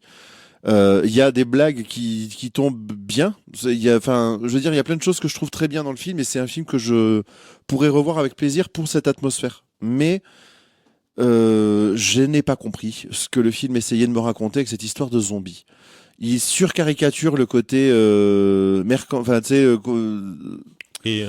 critique du consumérisme, ouais, voilà. Voilà, exactement, qui est le lieu commun le plus évident du film de zombies. Ça a été repris et tordu et tout ça, mais pas par lui. Lui, il reprend juste le truc. T'es là, ok, je capte. Tu fais un hommage à ce que raconte le film de zombies depuis 50 ans. Mais qu'est-ce que tu essaies de me dire avec ça, en fait? En gros, au final, le film m'a laissé un peu un sale goût. J'ai trouvé le message neuneux. Le côté, justement, les zombies sont tous sur leur téléphone, c'est là. Ouais, pépère, là, alors, peut-être que c'est moi qui ne comprends pas le second degré du mec, et c'est tout à fait probable, hein, attention. Mais dans la façon dont je l'ai pris, je dis, putain, c'est pas agréable. Le côté, on fout des références pour mettre des références, vous savez ce que j'en pense. Et je me dis, même si c'est au second degré, c'est pas grave, t'as quand même blindé ton film de références et ça me fait chier. Donc, vous m'intéressez pas. Il y a beaucoup trop de trucs qui sont dans le film, mais pour n'amener nulle part. On l'a dit, hein, il y a beaucoup de personnages qui n'apportent strictement rien au film, mais strictement rien. Et t'as l'impression qu'il s'est battu pour essayer de remplir son film, que les deux persos principaux ne suffisaient pas, il n'avait pas assez de trucs à leur faire, et que cette caractérisation, elle pouvait pas tenir ne serait-ce qu'une heure et demie. Alors il a blindé son film d'autres gens qui sont très agréables à voir, il y a un casting de fou, on l'a dit. Moi je vois Danny Glover dans ce genre de rôle, je suis l'homme le plus heureux au monde, il n'y a pas de problème. Mais ça n'apporte rien, et je trouve le film au début, il est d'un vide extrêmement agréable. Après, il est d'un vide juste abyssal. Et du coup, ça a été une bonne expérience, mais qui est devenue vraiment un moment un peu pénible. Voilà, donc je suis un peu passé à côté de ce film, d'une grande partie du film. Mais vraiment pas de tout, et je tiens à insister sur le fait que j'en reconnaisse vraiment beaucoup, beaucoup de qualité, sincèrement. Donc voilà. Pour moi, ce serait un 2 sur Letterboxd, par exemple. Ah oui, à tout de même. Ouais. Ah oui, d'accord. D'accord. Voilà. Johnny. Comme je le disais en préambule, j'aime pas du tout Jim Jarmusch. Gérard Mich. Gérard Musch. Monsieur Gérard Musch. J'aime pas son cinéma. Dans Ghost Dog, j'ai trouvé que il donnait. Enfin bon, on va pas parler des autres films, mais je trouve qu'il a.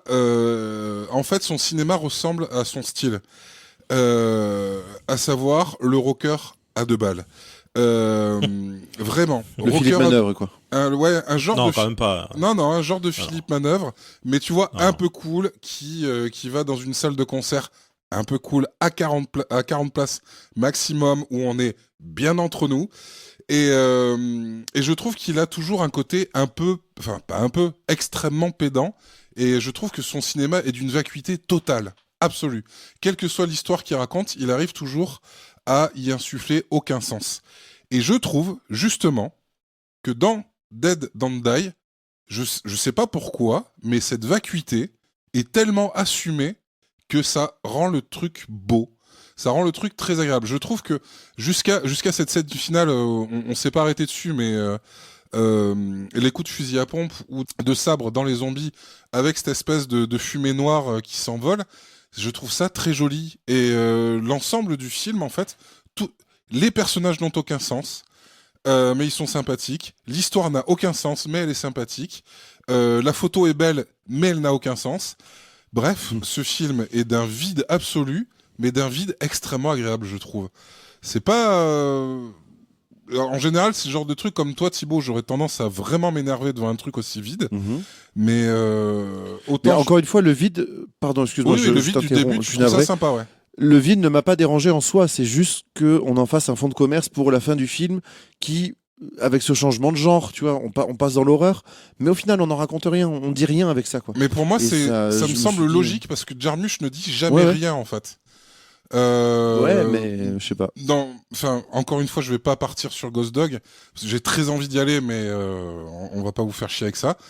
Mais je trouve que justement il trouve un acmé à sa vacuité dans ce film et c'est très agréable. Voilà. J'ai passé un très bon moment et à part Broken Flowers, c'est la première fois que je passe un bon moment devant un Jarmusch. Et ça fait 2, hein, c'est pas mal. Ouais, c'est pas mal. Mais de toute façon, c'est pas un peintre, hein, ça c'est clair et net. Non, c'est certain, mais c'est normal de pas être sensible à tout. Après, je vous avoue que je l'ai vu après avoir vu The Brutalist. Ah. Et c'est brutal. Thomas, qu'est-ce que t'en as pensé? Alors moi je ne savais absolument pas ce que j'allais voir. Je sais que quand j'avais vu les bandes annonces et tout ça, je m'étais dit tiens, ça a l'air très très cool. Et moi perso, non, j'ai été cueilli. La différence de Thibaut, j'ai pas de problème en fait avec justement les films qui se référencent et voire même qui s'auto-référencent. Justement, au bout d'un moment, c'est devenu presque un jeu d'essayer de trouver le petit clin d'œil, le petit machin. Et comme tu dis, en fait, je pense que dans l'Amérique d'aujourd'hui, le film fait du bien dans la mesure où j'espère que dans certains petits villages, ça existe vraiment en fait ce truc où ils sont un peu coupés du monde presque, tu sais, ils vivent leur vie sans trop se soucier de... Je pense que c'est un peu la base MAGA, justement, tu sais. Bon, là, c'est la version très gentille, mais tu sens cette base MAGA, en fait, qui fait sa vie, qui fait chier personne avant qu'un gros taré les excite et leur explique que dans leur village de 700 habitants, la seule personne qui a pas la bonne couleur selon eux, c'est ça le problème. Et en fait, je trouve que le film fait du bien, en fait, de montrer les États-Unis sous ce type de jour en fait, tu vois, que pour une fois c'est pas un film de zombies à la Zack Snyder où ça va péter partout, où ça va être très sanguinolent, très monté et ainsi de suite, ou un truc à la Romero à l'ancienne où pareil ça va être très revendicatif. Là en gros, non, j'ai l'impression qu'en fait le zombie ça sert juste à montrer un peu cette espèce de vacuité du quotidien, en gros, où bah tu dis même si c'est la fin du monde, bon bah écoute, on fait avec. Je te dis, c'est pour ça que ça m'a vraiment rappelé ce retourner travailler à la fin du Covid. Et je trouve moi le film m'a accueilli parce que voilà, comme vous avez dit, il est plein de bienveillance. Les acteurs font toujours plaisir à voir parce qu'il a quand même une brochette de talent assez exceptionnelle. Ah oui, quand tu regardes le générique de début, tu flippes. Hein, ouais, tu te dis quand c'est que ça va s'arrêter les noms là. Ouais. Et puis à la truc, c'est quand vous disiez, vous parliez tout à l'heure de Philippe Manœuvre, qui est quelqu'un que je déteste au plus haut point, qui représente tout ce qui va pas dans le rock selon moi. Justement, j'aime bien le style Jim Jarmusch. Dans ce côté un peu... Alors même si j'aime pas ça, mais j'écoute le Velvet, je suis très underground, j'ai connu le CBGB à sa grande époque, ce genre de choses. Moi j'aime bien ce style-là. Et du coup, quand je vois ce gars, il dégage quelque chose que je retrouve en fait. Il a une espèce de classe un peu à la David Bowie, ce genre de choses. Et je trouve que ça transpire un peu dans son film. Le film est lancinant. Parce que t'as l'impression que le gars il est comme ça en vrai, tu sais, il est posé, il est calme. Et donc non, moi j'ai trouvé que c'était vraiment un super bon film. Effectivement, j'ai pas trop... Je suis assez d'accord avec toi sur le fait que je n'ai pas trop compris ce qu'il voulait me raconter. Parce qu'effectivement, ce qui est facile à comprendre, bah c'est évident pour un film de zombies. Mais bon, bah écoute, au final, est-ce il s'est pas juste fait un kiff en faisant son film de zombies et voilà. Moi, je t'avoue que j'étais venu pour un film de zombies. Au final, la partie zombie, elle est pas forcément utile. C'est plutôt voir les personnages évoluer dans cet univers niqué. C'est ça, c'est là où le film m'a intéressé surtout, quoi. Et quand on est passé au reste, c'est là que ça m'a perdu. Tu vois, quand on va juste reparler de la fin d'Imperium, on disait que si ils avaient utilisé le fait que le gars infiltrait un clubhouse de Fédéral 3 de rugby dans le sud-ouest, bah ça aurait eu exactement le même effet. Bah là c'est pareil en fait, les zombies sont juste une raison en gros de mettre des gens extrêmement normaux dans une situation exceptionnelle. Ça aurait pu être autre chose, tu vois, annoncer la fin. C'est pour ça que je trouvais le parallèle que tu as fait au début, et j'ai beaucoup pensé aussi, le parallèle avec Life of Chuck est évident, dans la mesure où en fait c'est des gens très normaux placés dans une fin du monde et ils l'acceptent en fait parce que bon bah c'est comme ça. Surtout qu'en plus ils acceptent totalement le fait que les médias leur mentent ouvertement, hein, parce que tu sens qu'ils s'en cachent pas. Ils l'acceptent comme on fait nous en final. Hein. On sait qu'on vit dans un monde qui est niqué, les médias nous bourrent la tête de conneries. Alors on a peut-être de la chance d'être un peu au-dessus de la masse ou je ne sais pas, d'être capable de trier le bon grain de livret. Mais au final tu te dis qu'il y en a beaucoup. Oui non mais écoute ça va. On peut essayer les nazis, c'est pas gênant. Bah là c'est pareil, ouais, ça va, c'est des zombies, c'est pas gênant. Donc non, moi j'ai trouvé que c'était vraiment un film très très cool parce que agréable à suivre. Je pense pas que je le reverrai parce que bah je pense pas qu'il y ait grand chose d'autre à en sortir.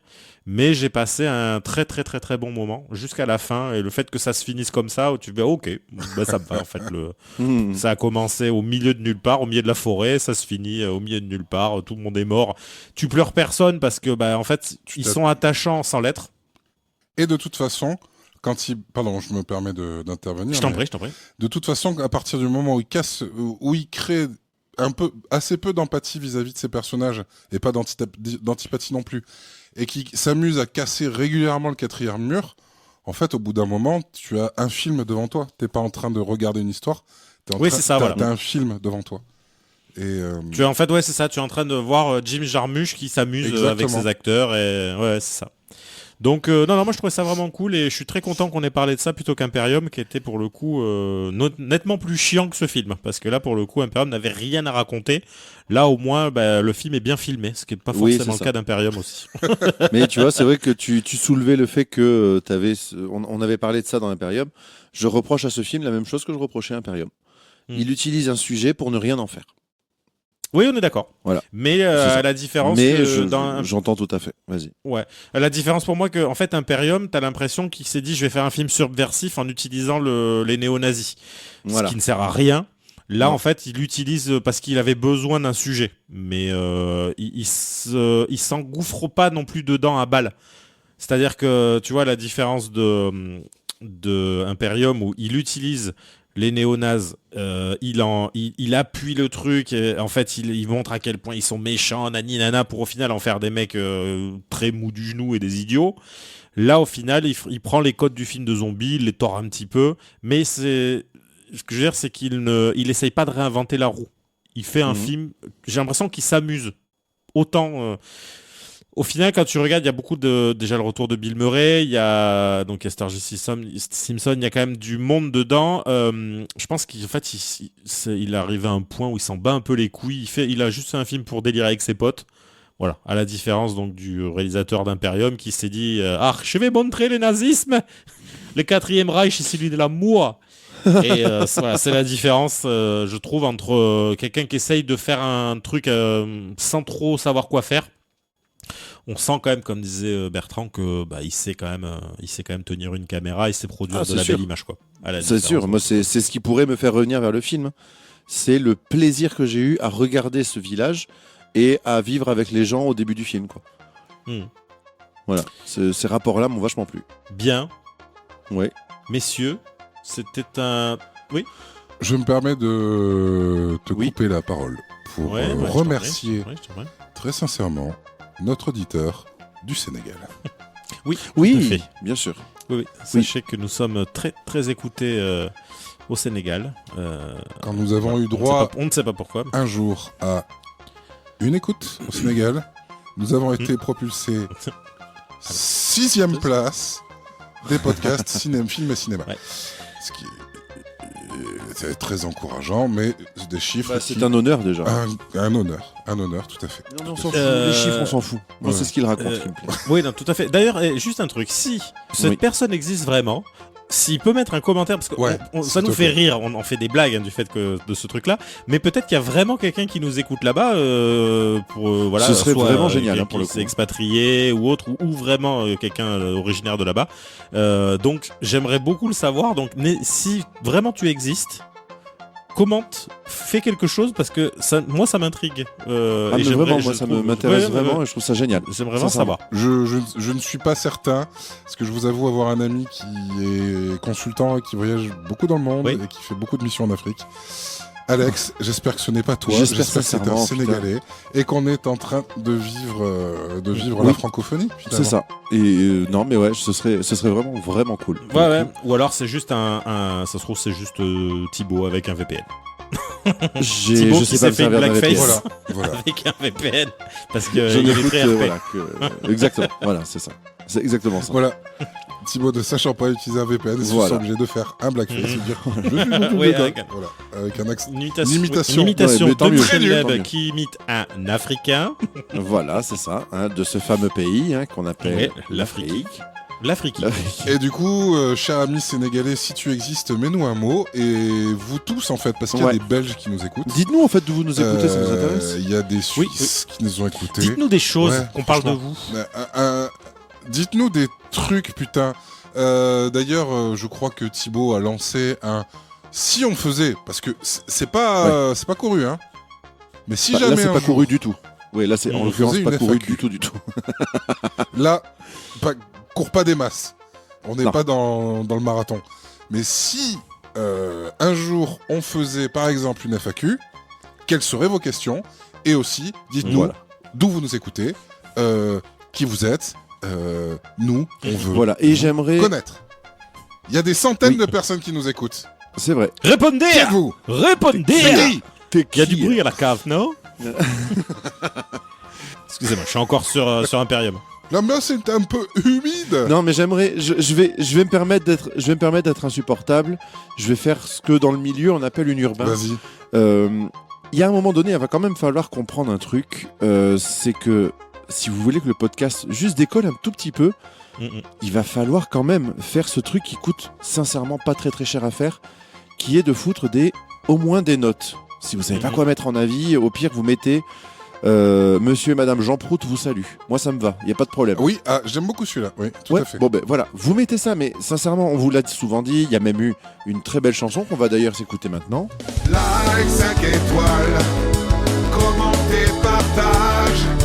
Like 5 étoiles, commentez, partage. Like 5 étoiles, commentez, partage. Merci. Il y a eu cette très belle chanson et bref, on vous le dit à chaque fois et c'est chiant à entendre, mais c'est encore plus chiant de savoir qu'il y a des gens qui écoutent. Ouais, putain, c'est chiant. Et oui. que parce qu'on voit qu'il y a des écoutes. On voit qu'il y a des écoutes. Vous n'êtes pas non plus des millions, on va pas se mentir. Et sincèrement, ça nous ferait quand même assez plaisir d'être un poil plus visible. Donc je vais pas faire 1000 heures là-dessus. Franchement, mettez des notes et un commentaire. Ça va pas vous coûter très cher et nous, ça peut nous apporter beaucoup. Donc vraiment, je vous le demande. Là, c'est chiant. En vrai. Donc faites-le. J'ai dit que je ferais une urbain, donc je peux pas rester simplement gentil. Non, mais c'est vrai. Alors là, c'est chiant. Là, vous êtes chiant. Là vraiment, franchement, vous êtes chiant. Franchement, on demande pas grand-chose. Il y en a qui ont fait l'effort, mais il y en a 3-4 quoi. Et putain, tellement. On les embrasse d'ailleurs. On les embrasse. Absolument. Très fort. Absolument. Très très fort. Vraiment. Absolument. Et alors, on n'a pas le droit de le faire d'habitude, juste avant la fin, mais je vais le faire quand même. Ouais, mais je recommande un podcast. Tu vas recommander un truc? Non. Parce qu'ils ont parlé de nous il y a peu. Non. On les connaissait pas, mais donc je dis on va en parler. Un podcast s'appelle Le Film Le Plus, donc voilà, ils nous ont tout piqué. Hein. Ils ont 2 saisons d'avance sur nous, mais ils nous ont clairement tout piqué. Donc c'est 4 potes qui parlent d'un film avec un concept rigolo où en fait ils choisissent un mot. En fonction de ce mot, ils choisissent un film et chacun défend son film pour savoir quel film est le plus. Donc voilà, c'est un concept qui est très sympa. Donc n'hésitez pas à aller jeter une oreille. Ils ont parlé de nous, donc la moindre des choses, c'est qu'on parle d'eux. Et On rend la je l'ai politesse, écouté, mais pas des bêtes. et voilà, et j'ai trouvé ça très sympa. Voilà. Donc le Bah, film trop bien. le plus. Excellente recommandation. Oh putain d'ailleurs, en parlant de recommandation, je sais pas si vous connaissez, c'est un acteur, on en a parlé beaucoup ce soir. Ouais, Il s'est mis, il y a pas si longtemps, il s'est rendu sur la côte atlantique et il s'est allongé sur une petite planche pour je dirais rider quelques waves. Voilà. Austin Surfer ? Non, il s'est mis à plat ventre sur une planche. Bill Murray.